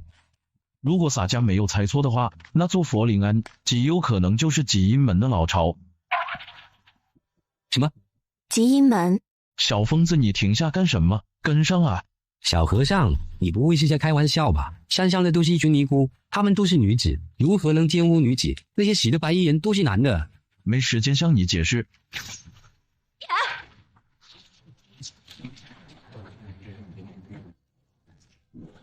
想走？大慈大悲如来神掌。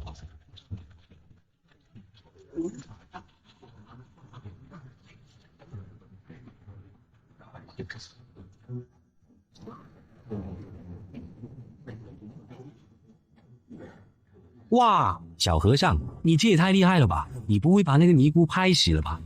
现在你还管尼姑死活？你们快躲起来！洒家去引开佛灵庵的这帮妖尼。我们躲起来，你怎么办？洒家会将他们引向扶阳镇，玄虚宗的弟子应该还没有离开。放心，只要你们安全了，洒家不会有事的。可恶，来不及了！阿弥陀佛，戒色师侄这是做为什么？同为佛门弟子，为何伤我佛灵庵的弟子？妖尼姑，少与洒家装蒜！如果洒家没有猜错的话，你们就是魔教起因们的余孽。贫尼苦心经营数年，从没有出任何纰漏。贫尼心中很好奇，为什么你只是踏入文书店一步，便能看出其中破绽呢？原来你们真是妖尼姑，我要杀了你们，为奶奶母亲报仇，为小镇上那么多无辜的死难者报仇。别冲动，洒家缠着他们，你们找机会逃走。好，小和尚，你小心点。铃铛，这些妖尼都是修士，咱们留下只是白白送死。了阴师妹，那2个人交给你了。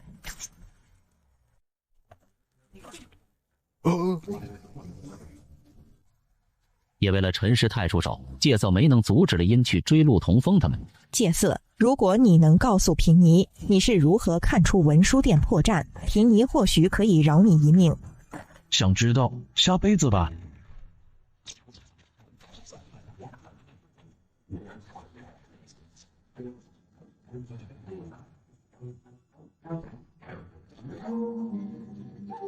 佛门金刚法相，可惜啊，你没有达到第6层化神境，否则今日贫尼还真对付不了你。洒家没有达到化神境，也照样能打死你这妖尼。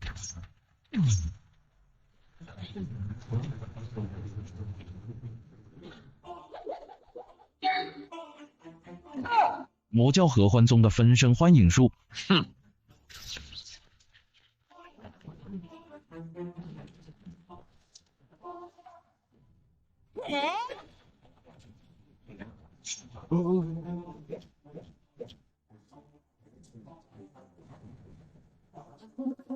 旺旺，铃铛，拜大黑酒。峰哥，我不走，要死咱们也要死在一起。这臭小子竟然让岳灵党带着我走，他应该大喊着：大黑，咬死这个贼尼姑吗？好一对生死与共的苦命鸳鸯，我佛慈悲，那我就送你们一起上路。陆同风把真元灌入神剑。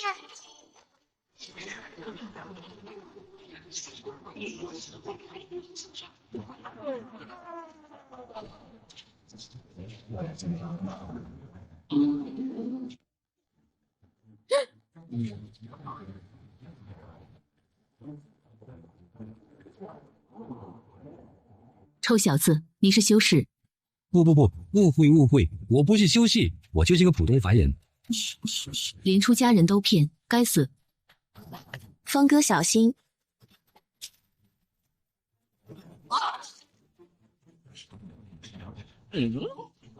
峰哥，你好厉害啊！我厉害吗？当然啊，刚才那个妖尼姑被你一剑劈飞了几10丈远，这到底是怎么回事？我也不知道啊，可能是师父传给我的这柄剑的原因吧。难不成这就是御剑术？峰哥，你还说你不是修士？铃铛，我说我也不知道是怎么回事，你信吗？你真不知道？小和尚，你没事吧？他奶奶个熊，打架就打架，施展那么多分身干什么？幸亏洒家已修成金刚国位，刀枪不入。小疯子，刚才怎么回事？我在那边看到，谁将你这边的那个妖你打飞出去了？那个人是谁？好像是我。你阴阳互动，给我开！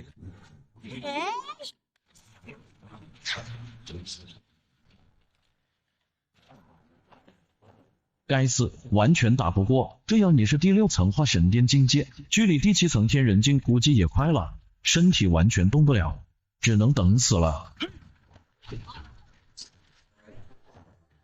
小和尚，你没事吧？洒家死不了，没想到贫尼看走了眼，你竟然是个高手。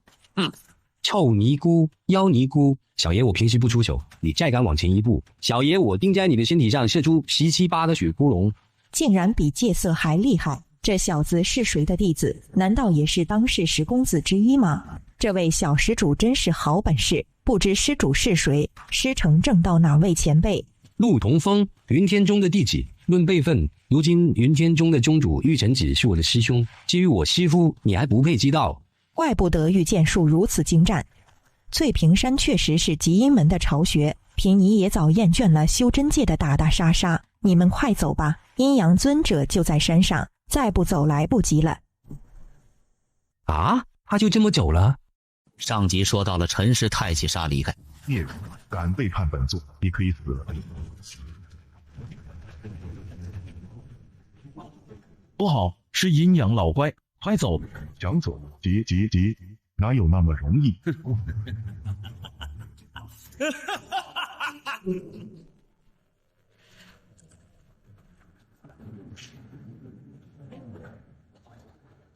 好水灵的小妮子，别着急，等本座杀了这2个小家伙，会让你享受到何为人间极乐。小和尚，这家伙看起来很厉害，怎么办？阴阳老怪是天人境的高手，咱们拼死一搏吧！居然还在监牢。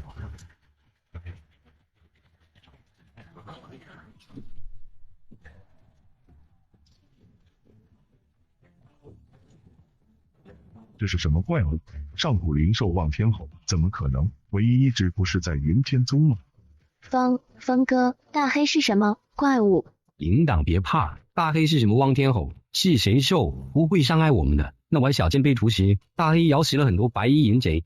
这样，大家真是蠢驴，和大黑在一起几天，竟然没发现大黑是神兽望天吼。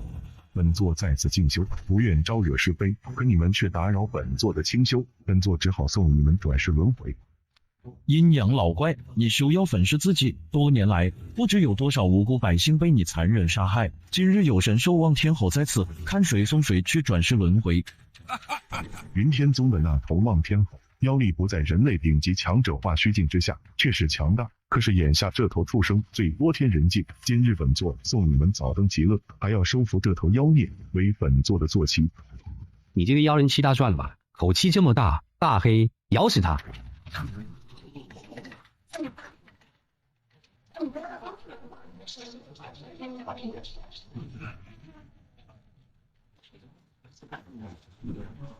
雷将。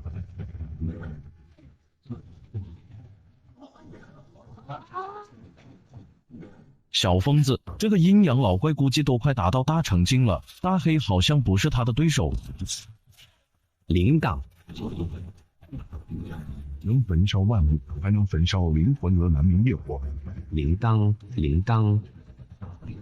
谁允许你伤害铃铛的？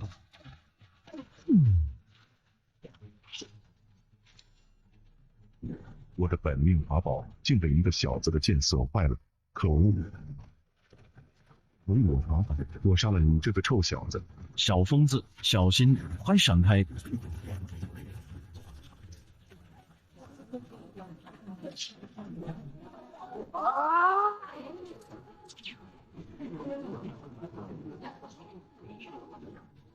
垂杨血脉，九龙焚天，这怎么可能？焚天剑在小疯子的身上，不可能啊！他手中的那柄剑，断然不可能焚天剑。难道梅老前辈将焚天神剑封禁在了小疯子的身体之中？你是焚天剑神梅老前辈的弟子？我之前说过，如今云天宗的宗主玉成子是我的师兄，你说我是谁的弟子？没错，这小子既然称呼玉成子为师兄，还会催动九龙焚天，肯定便是雷剑神的弟子。没想到他还留下了传闻。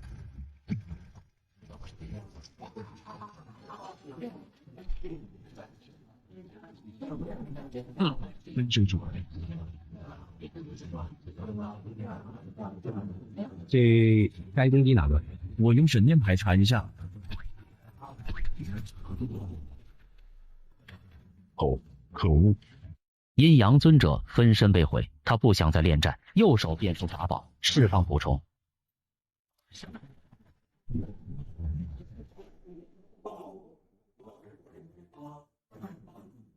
小疯子快退，这是魔教五毒蛊的失灵蛊。葫芦，快用葫芦！什么葫芦？这声音是那只叫叶小游的女鬼。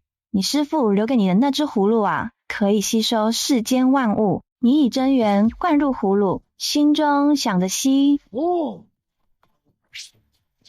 我去，这还真是个宝葫芦。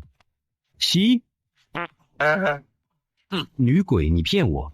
你个白痴，把葫芦塞打开。还真没拔。好啊，拿个破葫芦站着发什么呆？吸？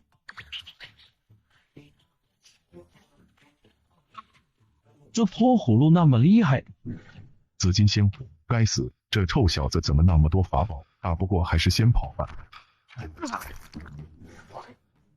魏有容，来大仙子！你们两个别傻站着了，等着领奖吗？咱们一起合力杀了这老魔头。哦，好。寒冰诀。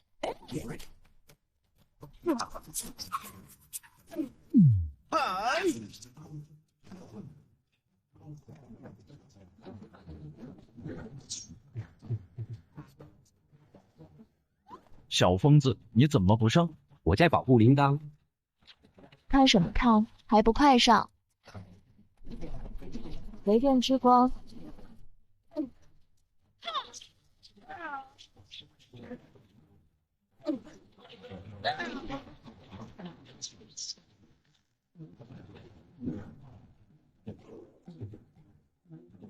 可恶！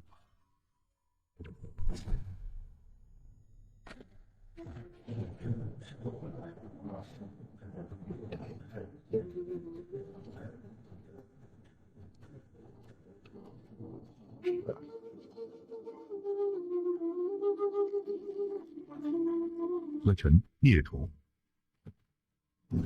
没想到了，陈没死还回来补刀，臭老头，坏事就多交报应了吧？可惜了，陈是第6层化神巅峰的高手，而我才第5层河道境，没法阻止他逃走。没事，有优先级你已经很厉害了。现在要我杀了这魔头？别，小疯子，你干什么阻我？我要杀了他，为小镇上的百姓报仇。阴阳老怪作恶无数，直接杀了他实在是太便宜他了，他会死得很惨啊！会死得很惨，那我放心了。突然，阴阳尊者的身体散发无数道黑气，像利刃疯狂穿过他的身体，凄厉的惨叫声回荡在众人耳中。岳铃铛醒来后，死死盯着生命与血肉都在流逝的阴阳尊者。铃铛，这太吓人了，你别看了，会做噩梦的。我要看，我要亲眼看着这个杀害我亲人、杀害小镇200多位百姓的元凶，在我面前痛苦挣扎，我要看着他死。小和尚，这个老怪物真的死了吧？何止是死了，他的元神与3魂7魄都被吞噬了，他连转世轮回的机会都没有，将永远的消失在宇宙之中。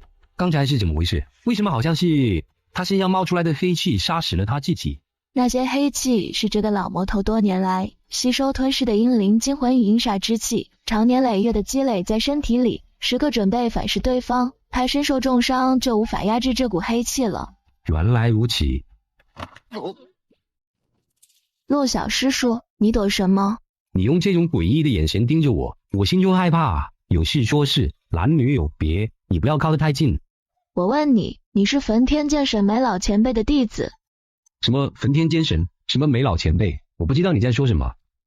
你少来，你们的对话我都听见了。这只大黑狗是望天吼，你还催动了梅剑神的独门直击九龙焚天，土地庙已故的那个老庙主就是梅剑神吧？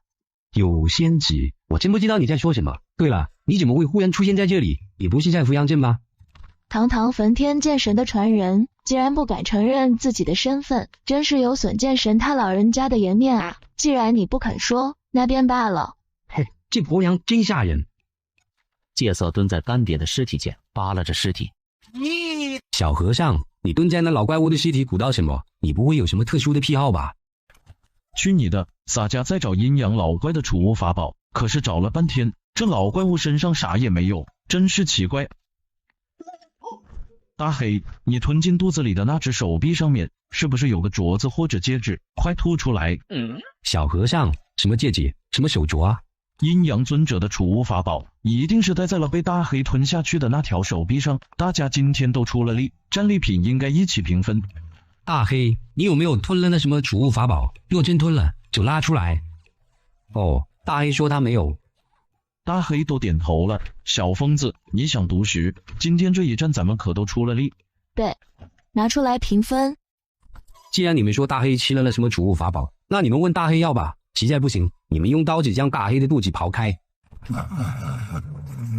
大黑，你既然喜欢吃，那就吃了吧。大家都是好朋友，呲什么牙啊？铃铛，你真的不要紧吗？峰哥，我没事儿，你不要担心。没事就好，我答应过你，一定会为刘奶奶与胖婶报仇。今日只杀了元凶，未来我一定会杀尽极阴门的地界。好，谢谢你，峰哥。有容仙子，现在已经确定翠屏山上的佛灵庵便是极阴门再起的据点，你赶紧通知玄虚宗的弟子前来围剿这帮妖孽。我早就通知了，应该再过半个时辰左右，大批玄虚宗弟子与正道弟子就会赶到这里。对了，有容仙子，怎么就你一个人过来这里？小镇上的其他玄虚宗弟子呢？他们今天一早已经离开扶阳镇，前去益阳。我心中一直怀疑这座佛灵庵，所以今天一早便打算过来看看。那咱们现在要不要先去赌一下？了尘那妖尼姑逃走了，咱们若是去晚了，估计佛灵庵的其他妖尼也会逃走。不会，了尘师太逃遁后并没有返回佛灵庵，而是向南面逃遁。他估计也早想弄死阴阳尊者获取自由了，不然也不会暗中偷袭他。洒家也觉得那了尘师太不会返回佛灵庵通风报信，咱们还是等正道各派的修士都赶到后再动手不迟。那还是等他们来吧。最后商议之下，还是决定兵分两路，魏有容和戒色去翠屏山查看情况，陆同风与岳铃铛、大黑在后山收拾尸体。铃铛，你没事吧？怎么回事？大黑刚一拖动，这个妖尼姑便有了动静，他好像没死。峰哥，你闪开，让我一刀砍死他。先留他一命，问问极阴门的情况，到时再杀死他也不迟。好，我好像见过这个妖尼姑。就是这个尼姑，在10天前带着一群观音庙的小尼姑去小镇上化缘，还给我断过面相。当初那些下山化缘的尼姑，一定是去小镇上踩点，见你生的俊俏，所以选择你为掳劫目标，真是实有余辜。妖尼姑还认识我吧？10天前我们见过，既然你没死，那咱们就聊聊呗。香客络绎不绝，看来没有什么异常。戒色，你是不是早就知道陆同风是焚天剑神的传人？小疯子是焚天剑神的弟子吗？洒家不知道啊。你再敢说一句你不知道，我就揍你，就像揍色狼那样。有容仙子，洒家与小疯子认识不过数日，今天若不是发生这场变故，洒家都不知道他是修士。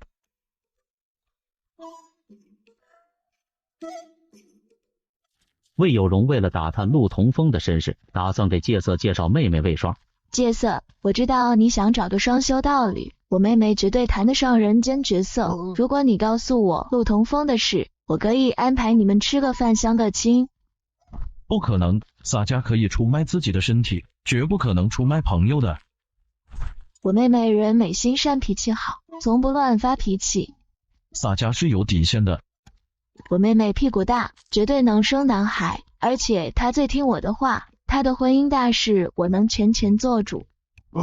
小疯子本名陆同风，无父无母，是土地庙老庙主16年前在一个风雪之夜捡回来的。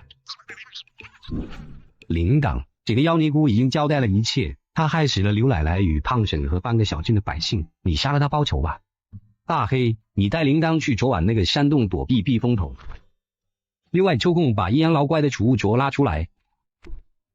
那我先去找小和尚和有容仙子。小游仙子，叶大仙怎么没动静呢？陆小师叔，你怎么来了？不是让你在后山打扫战场吗？我是过来告诉你们，之前被小和尚一巴掌拍下来的那个妖尼姑没死。他说参与图镇的男弟子不在翠屏山，而是在益阳城附近牵制正道修士。麻烦了，看来这一次围剿，依旧会有不少极阴门的余孽逃走。无所谓，阴阳老怪已经毙命，极阴门也翻不起什么浪了。这倒也是，还是先解决眼前的小虾米吧。这边情况怎么样？和我们之前猜测的差不多。了陈师太应该没有回来，山上一切正常。楚师兄他们已经到了几十里外，我们可以行动了。行动？佛林庵有近100名尼姑，达到玉空空悟境之上的并不少。若是打起来，恐怕会伤及到这些香客，所以我们要先把香客疏散才行。只是恐怕会惊动那些尼姑。是，动手时让正道弟子大喊阴阳尊者与了陈等人已经伏突，放弃抵抗者一律从轻发落。我相信很快就能控制得住局面。行，那我现在通知那些正道弟子。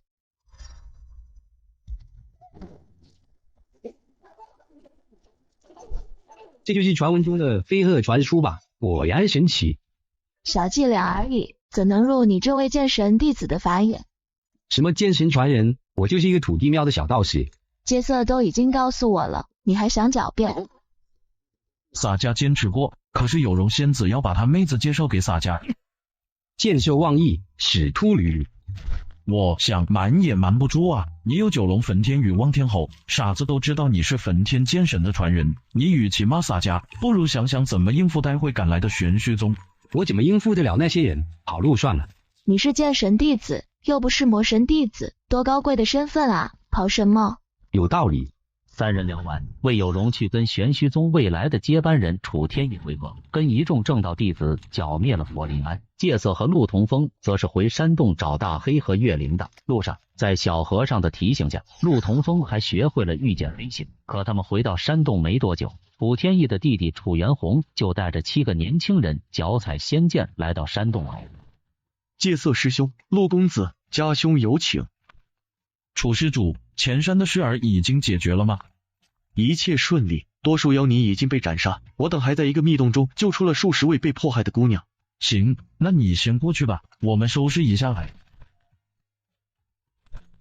小和尚，我们怎么不跟他们一起过去？你师父是天机阁前3的高手，洒家师父位列第9，楚天意有什么资格对我们吆五喝六？请人不亲自来请，摆明了看不起我们，我们不去，就在这等着就行。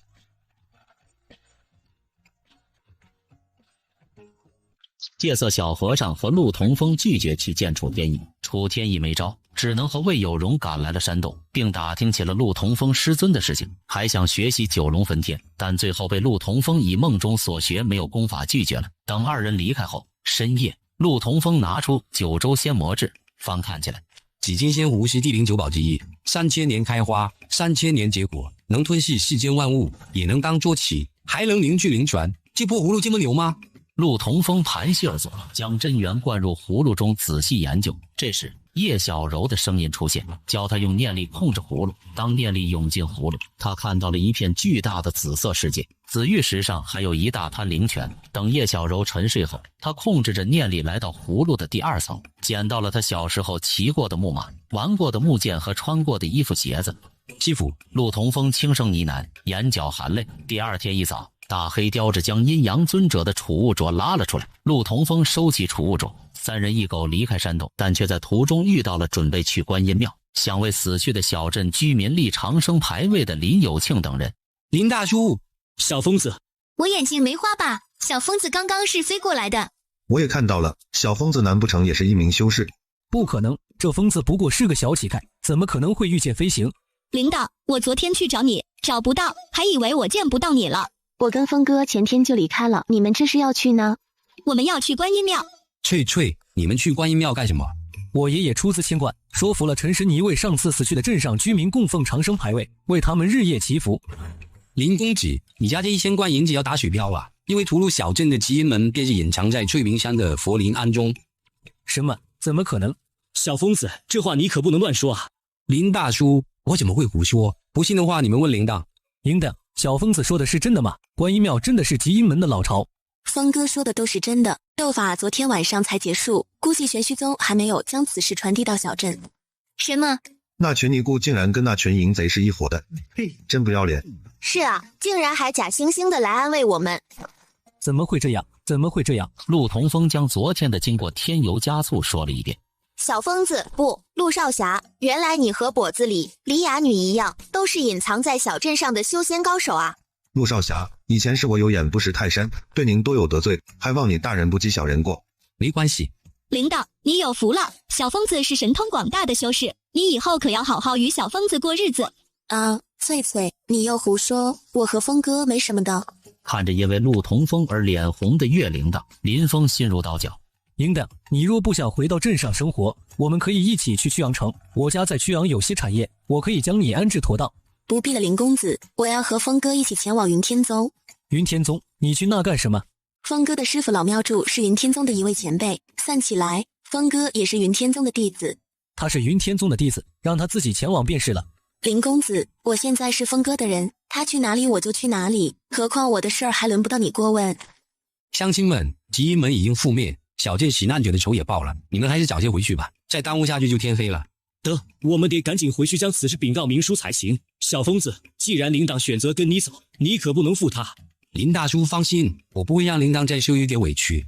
小疯子，你以后还会回来吗？当然啊，我在这还有一座山，一间庙呢，以后我肯定会带着铃铛回来的。小疯子，照顾好铃铛，别欺负他，否则我不会放过你的。我会的。陆同风跟众人挥了挥手，带着铃铛跟小和尚以及大黑狗到了佛林庵后，他让小和尚帮他将庙里的32尊金佛装进葫芦。可他们刚搬完，楚天意、魏有容和萧太守就走了进来。你们在干什么？没什么，我和小和尚过来缅怀一下。时间不早了，你们逛吧，我们该走了。对，咱们走了。你们有没有感觉这文书店里少了些什么？神像，他们将32尊神像搬走了。快，不对，我们跑什么？神像又不是玄虚宗的。是啊，这些东西理当是咱们的战利品才对。没错，反正东西已经到手，我们还是早点去曲阳城吧。夕阳的金辉洒在陆同风的破烂衣衫上，他看了看远方，眼中满是希冀。是啊，我们是该去曲阳城。众人到了曲阳城，城墙下围了堆老百姓，正对着墙上的告示瞎念叨。峰哥，好多人看告示呢。你明在这，魏有容也在。楚天意这小子咋跟刷存在感似的，出现老多次，我的名呢被狗吃了。虚名而已，洒家才不在乎。上次是谁把阴阳尊者干翻的？剑神传人连个名都不配拥有，这脸打的啪啪响。就是玄虚宗也太小气了。到了云天宗地盘，洒家写满墙骂楚天意，让他出门都得戴口罩。进了城，陆同风脸拉得老长，跟谁欠了他2斤肉似的。峰哥，你看桃花楼好威风。老板，这摊全给我包了。那边有糖葫芦。老板，糖葫芦全打包。峰哥，你看那风车。买，全给老子装起来，今儿不花爽不算完。再买，咱得雇个驴车拉了。疯买一通后，陆同风气顺了点，找了家看起来特阔气的客栈歇脚。小柔姑娘，小柔大仙，醒着没？大半夜不睡，又想打听啥？那盒子里是不是焚天神剑？早毁了。你6岁时，你师父为救你，把神剑的纯阳力封进你血道和灵魂里了。我脑子里除了吃啥香，啥都没有啊，记忆搅成一团浆糊了。那次差点魂飞魄散，记不清才正常。你现在这柄剑带烽火双属性，比焚天剑还厉害。原来如此，那这盒子里是啥？天机不可泄，睡吧。你行，算你厉害。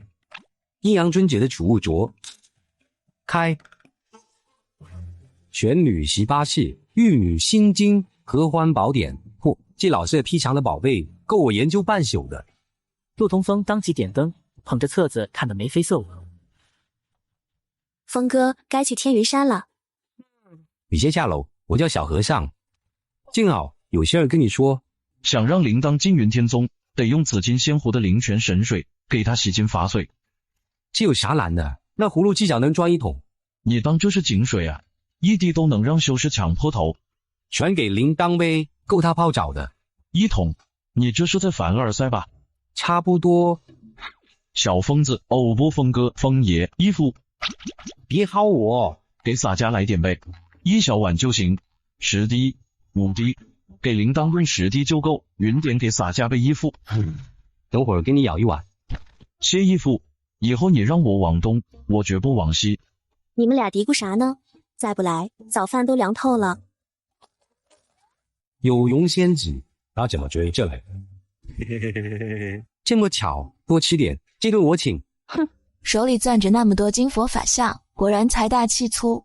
啥金佛法相？哪来的？造谣一张嘴，辟谣跑断腿啊！咱熟归熟，你再乱说，我去衙门告你诽谤。修仙界的老六刚舔完包，就被仙子堵门，找我们准备好事。说吧，是不是想蹭饭？你们也不小，神像的事情被别人知道吧？我怎么感觉你看过什么不得了的东西？听说你们去天云山，我正好往南走，想跟你们搭个伴。听这意思不像是来讲机缘的。仙子肯同行是三生有幸，但宅御空飞云天中，跟坐火箭似的，怕耽误你刷历练。这不就巧了，一路游山玩水，几个月悠哉到，多舒坦。你们也不急着赶路吧？急得很。再多说一句，你今晚就变成差啊！大冬天的，山里全是冰碴子，风景能看。你在质疑我的实力？我得打断他们一下。有了，云天宗甲子年考核要开了，咱得赶去吃瓜。呵呵，这下更得跟你们走了。你们玄虚宗应该有代表团。再多说一句，算我摘了，走呗。考核邀请名单弄好了，今儿就能给您过目，包完帖就齐活。二师兄那斗法的事儿，要帮忙不？不用，小师妹，玄虚宗打击阴门端了，老巢在翠屏山。翠屏山那儿不就一个尼姑庵吗？那阴阳尊者贼得很，拿尼姑庵当幌子呢，多亏戒色那小和尚发现的。有人受伤吗？小师妹，你咋这么关心豫州的事儿？之前在那儿被极阴门伤过。天都黑透了，歇脚还是接着飞，再飞我腿都要废了。再飞一段，襄州湘西邪乎得很，有苗寨还有僵尸，必须跑路。能绕路不？怕什么？有本仙子在，妖魔鬼怪都得给我打地铺。怕就怕你是最大的妖魔鬼怪。众人又继续飞着，来到了江水北岸。我的个乖乖，这河怕不是龙王开的游泳池？这是长江，跟渭水并称母亲河，没见过世面。峰哥，那些船真好看。就这吧，今晚在这儿凑合，整点吃的垫垫。要上船耍耍不？那是花船，做皮肉生意的。这地方的风俗与我们豫州果然不同，他们竟然将青楼开到了大江上，真是了不起啊！不正经，峰哥，你不会是想去吧？我乃净人君子，怎么可能去那种地方？在先考啊！洒家只是想去拯救迷失在苦海中的那些小娘子。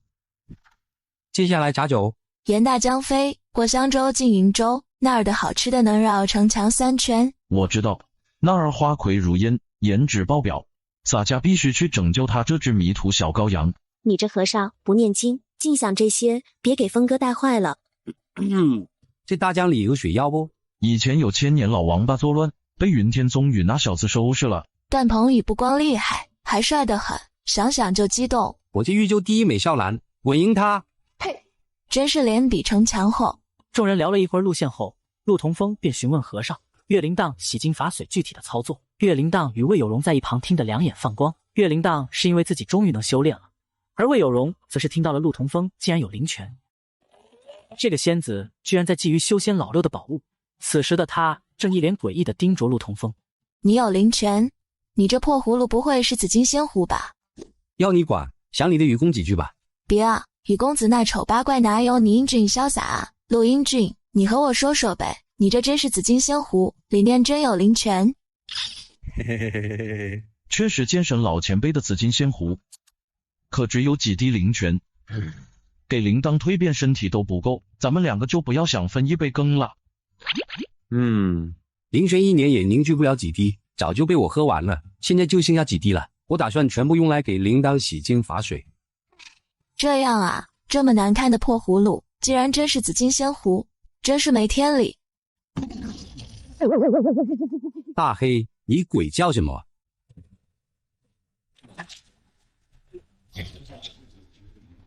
我勒个去，这什么玩意？乌龟吗？怎么这么大？这是儿子被嘎了，老父亲来报仇，好在他水里厉害，上岸不行，咱们站在岸边安全。他儿子没了，跟老子有什么关系？不跑等啥呢？溜了。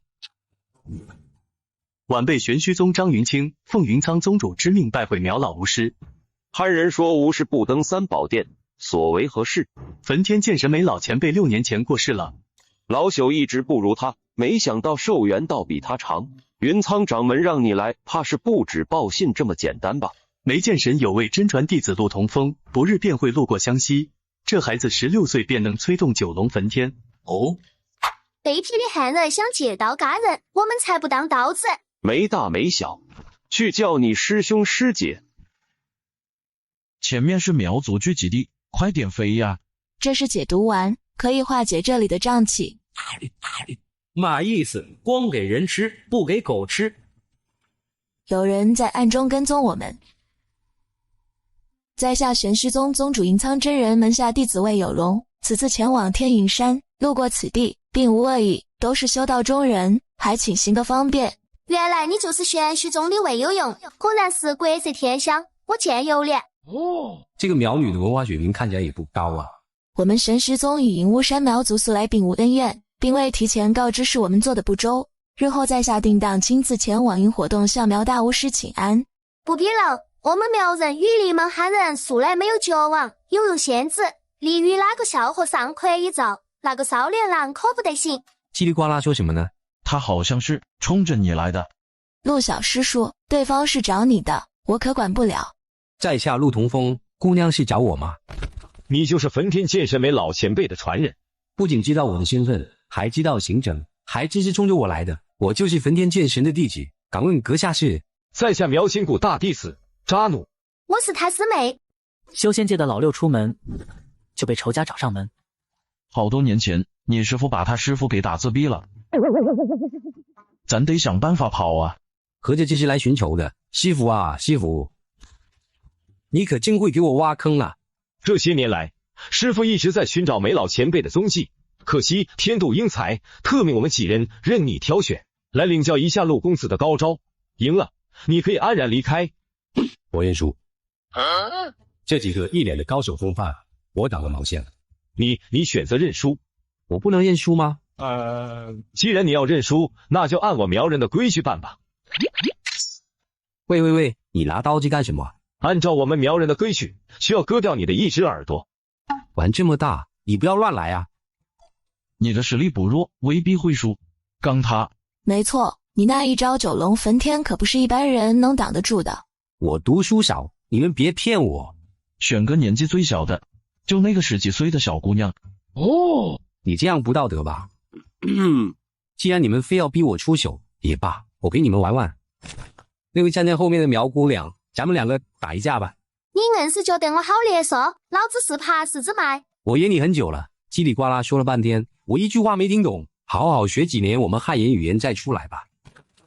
斗个老子散开，老子今天要打死这龟孙。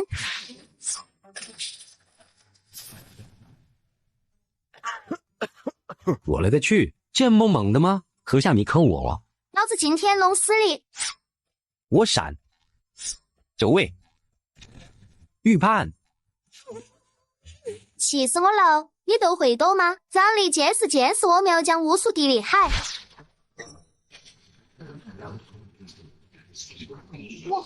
小柔姑娘，小柔大仙，救命啊！你的纯阳之躯克制巫蛊之术，催动你的纯阳真元，覆盖焚寂神剑跟身体，这就完了。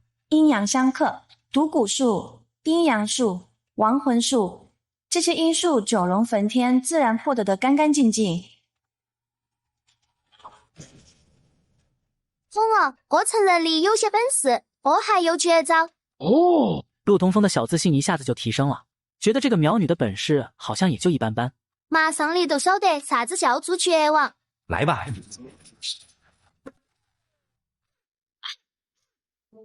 众人全都愣住了。陆同风开了一个看起来气势惊人的特效之后，居然跑了。你可是剑神传人啊，逃跑是不是有点太丢脸了？保住耳朵才是最重要的，大姐，这叫策略。你耍我，给老子站住！堂堂焚天剑神的传人竟然逃跑了。喂，小伙子，你说话小心点啊，没凭没据你不能乱说啊，那是陆少侠想出的一种破解的方法。有容仙子，峰哥不会有事吧？师父只是让我们来教训一下陆公子，不会伤及他性命的。既然如此，那我们就暂且再等候片刻吧。不愧是修仙界的老六，打不过怎么办？当然是跑。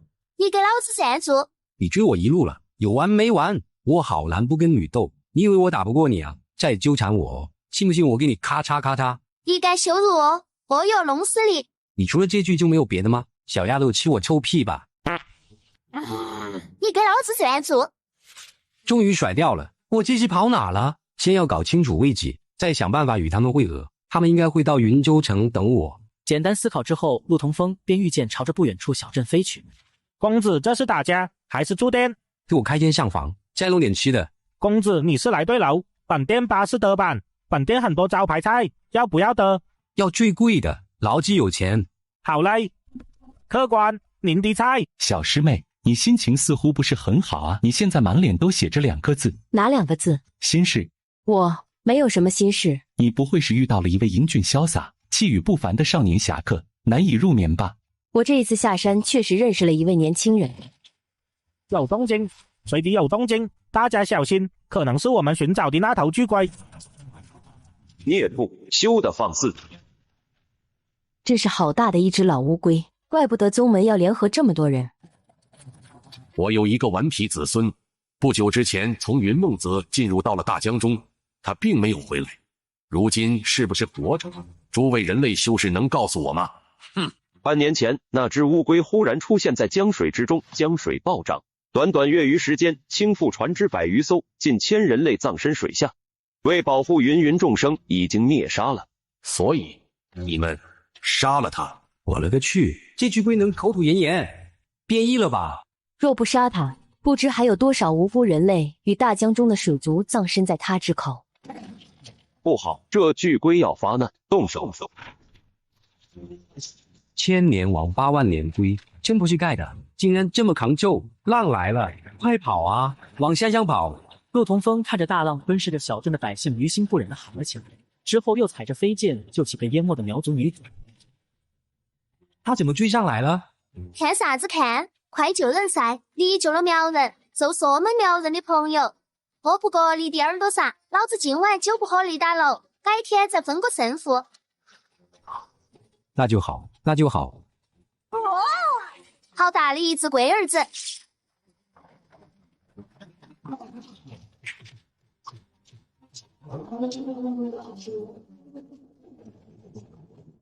好强的法术，竟然能驾驭雷电！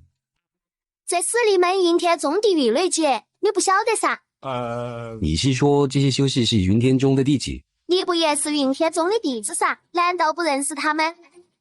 认识，怎么能不认识呢？看着正派弟子与大妖搏斗，身为修仙界的老六，当然是选择苟起来。突然，陆同风瞬间想起了云扶摇。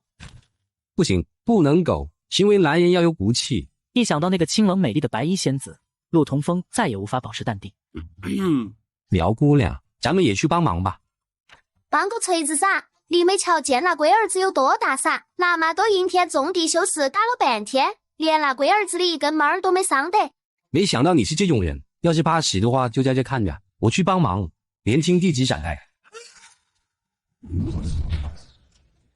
焚天剑诀，陆同风化作一团火焰，直冲巨龟，狠狠地斩在龟背上。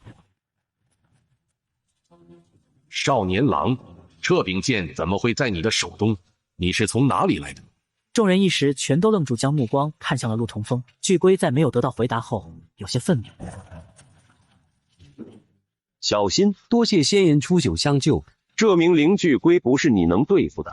我最后再问你一次，你手中的那柄剑到底是从何而来？老乌龟，这么多人你不打，专挑我打，你够了啊！小子，你也体会到被当稳世子的滋味了吧？反正你小子跑得快。那少年是谁门下的弟子？乌龟怎么追他自己去了？我生气了，有完没完？竟当我陆同风是软柿子啊！我躲，我闪。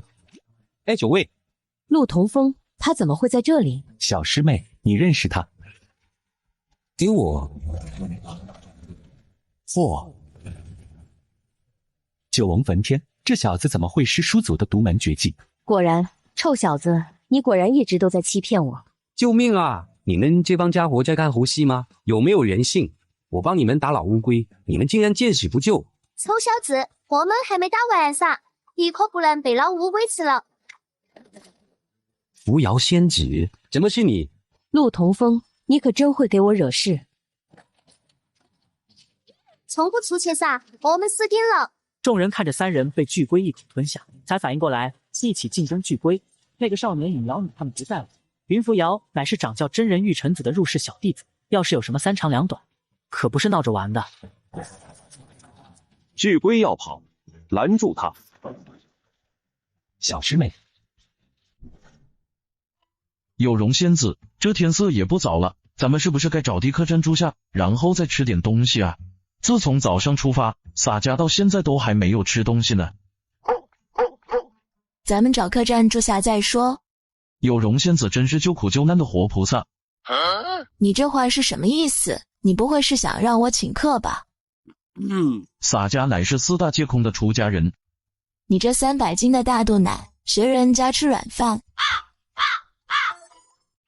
陆同风、云扶摇、苗真灵三人被巨龟一口吞下后，便陷入了昏迷。这一次睡得好爽啊！怎么天还没亮？这是啥子？臭小子，你对我做了什么？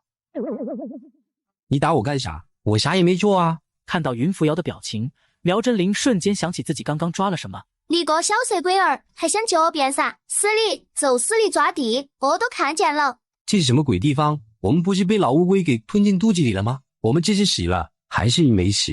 完了完了，我们真的死翘翘了！臭小子，你可还哭我了？我弄死你！机智的老六直接化解了尴尬的气氛，松了口气。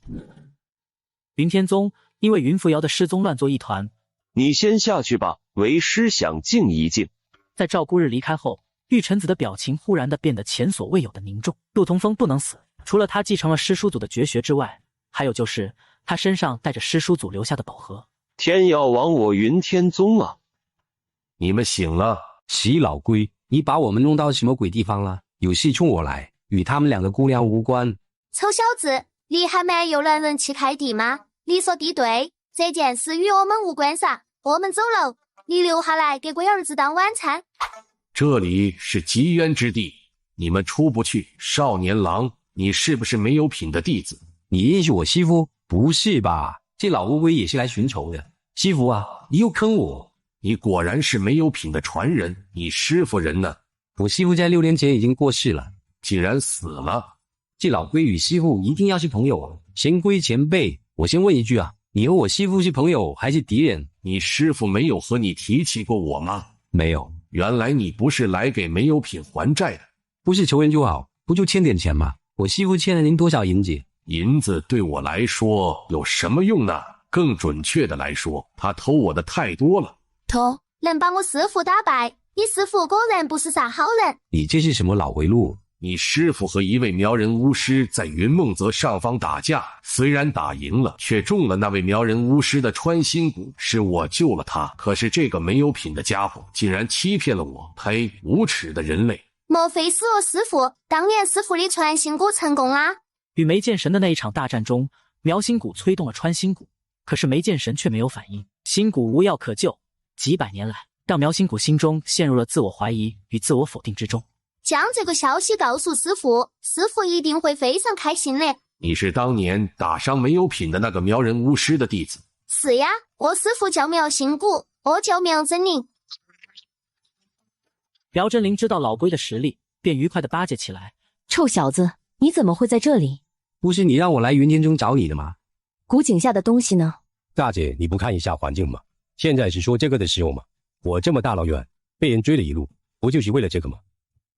云扶摇看着远处的苗真灵正与巨龟攀谈，巨龟也似乎不想杀死他们，便小声朝陆同风说道：古井下的东西呢？我带着呢，否则我也不会急匆匆前来天云山了。扶摇仙子，你怎么不早点告诉我，你丢进古井下的是我师父留下的那个盒子？把盒子给我。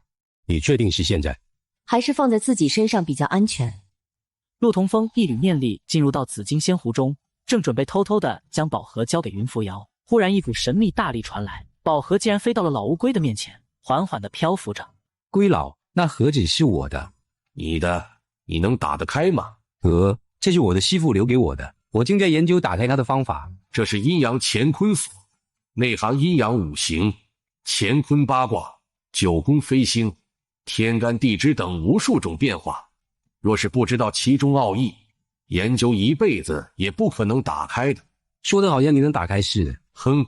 明灵巨龟的眼瞳中射出了丝线般的奇光，宝盒上的阵图快速的转动着，在三人一阵眼花缭乱的操作中，一声闷响，光芒四射。打开啦！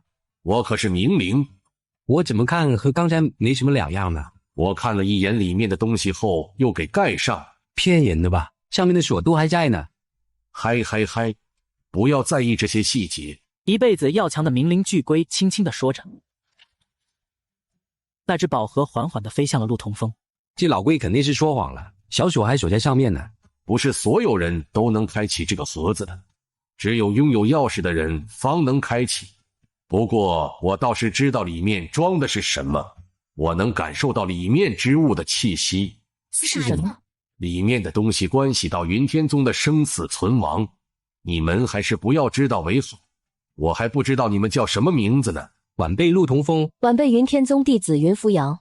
大鹏翌日同风起，扶摇直上9万匹。原来如此，怪不得你会舍命救他呢。什么？怎么，你们不知道你们的名字之间的秘密吗？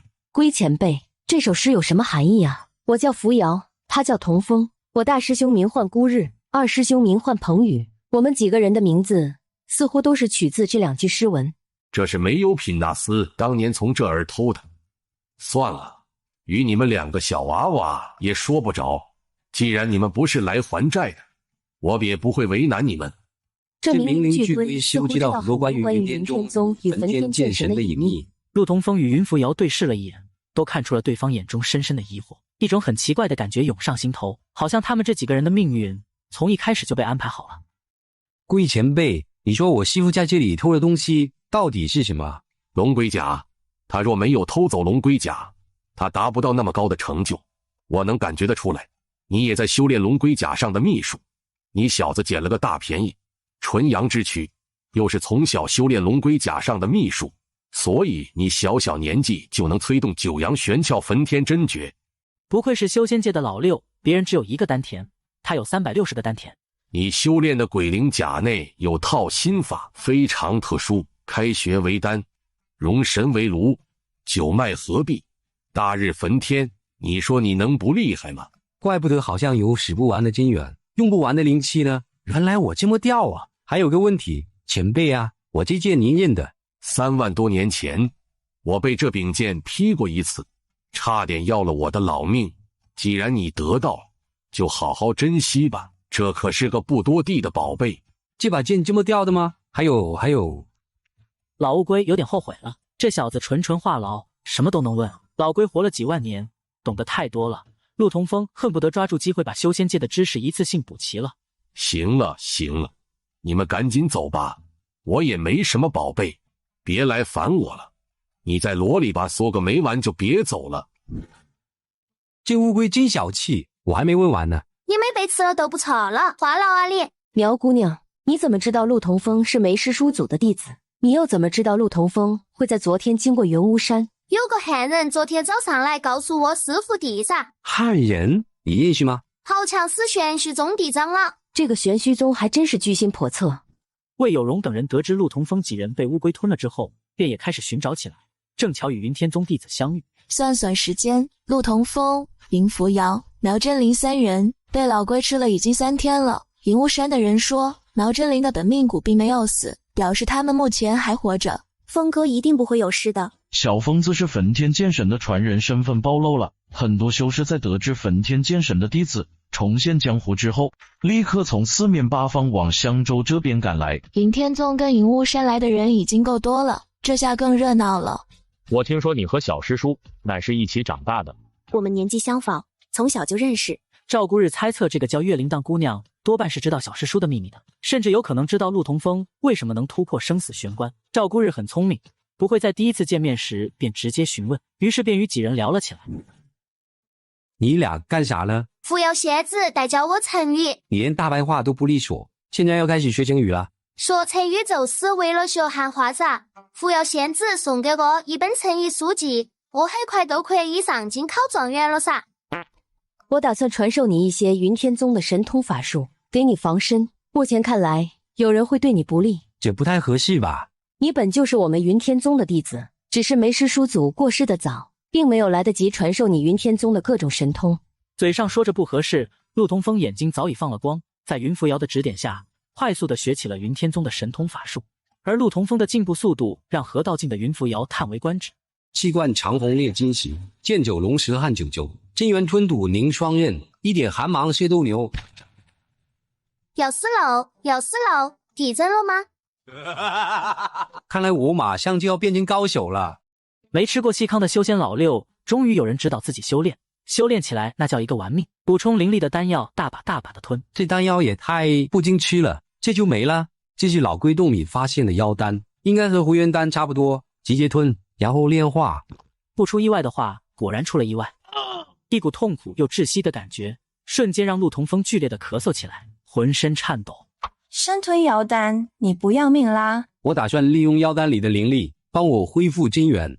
你直接将妖丹放在掌心吸收就行。你吞下去干什么？作死啊！你不早说，差点噎死我。现在怎么办？我不会中毒吧？能不能拉出来？我倒是小看了你，你体内有360个丹田，完全可以吸收并消化这枚妖丹，说吞就给吞了。你是个狠人啊！你隐藏的比谁都深啊！我以前确实错看了你。哪里看错了？在我的印象里，你是一个贪财好色、猥琐好色、贪生好色、胆小好色之人。小柔大仙，下次你直接说我是个狠人就行，没必要加这么多形容词。你先修炼吧，我再吸你一点阳气。太极图开始逆转，紧接着断裂的天地二桥开始出现一道虚意，开始彼此连接，形成了一座桥，一边连接陆同风的灵魂之海，一边连接陆同风的经络。小和尚竟然骗我，还说打通灵魂之海很痛苦，这一点都不痛苦，巴适的很。你鬼叫个啥子？这就是九龙魂天的正真威力吗？这就是师傅封印在我灵魂之海里的焚天之力，是时候出去了。大师兄，巨龟出现了，过去看看。多谢你们将这具龟甲送还回来。既然是他作恶多端，这件事便这么罢了。多谢明灵前辈。没人会在意上次明灵巨龟与云天宗弟子在大江上斗法时有多少凡人丧生，赵孤日也没有提及那一战云天宗死了好几个年轻弟子。这些死去的弟子与凡人都比不上一个活着的云扶摇与陆同风。这就是修仙世界，强者为尊。明灵巨龟嘴巴微微一张，2道身影便从口中吐出。大家说怎么来着？小疯子吉人天相，不会有事儿的。明灵这不是将他们3人拖了出来吗？我好像只看到扶摇仙子与那位苗姑娘，没看到峰哥啊。怎么可能？既然将人拖了出来，肯定全部都拖出来了，总不能还留下一个人给他打扫卫生、洗衣做饭吧？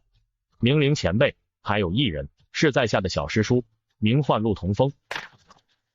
老王八，你别走，老子一定弄死你！原来就在陆同风3人准备离去之时，巨龟忽然出现在3人面前，然后说了一句：我可以带你们这里离开，不过我有个条件，阴阳互济，冰火交融，乾坤共谐，清浊同生，做个选择吧。云扶摇脸色瞬间煞白，他似乎明白了一切，忍不住看了一眼身旁陆同风。扶摇仙子，别看我啊，我是一天私塾都没上过的文盲。明灵前辈说的这几句话到底是什么意思啊？明灵前辈，你和我师父是朋友，那咱们就是一家人，有什么话您吩咐便是。2个选择，要么全都留下，要么你留在此地陪我100年。如果你答应，我会亲自送这2位姑娘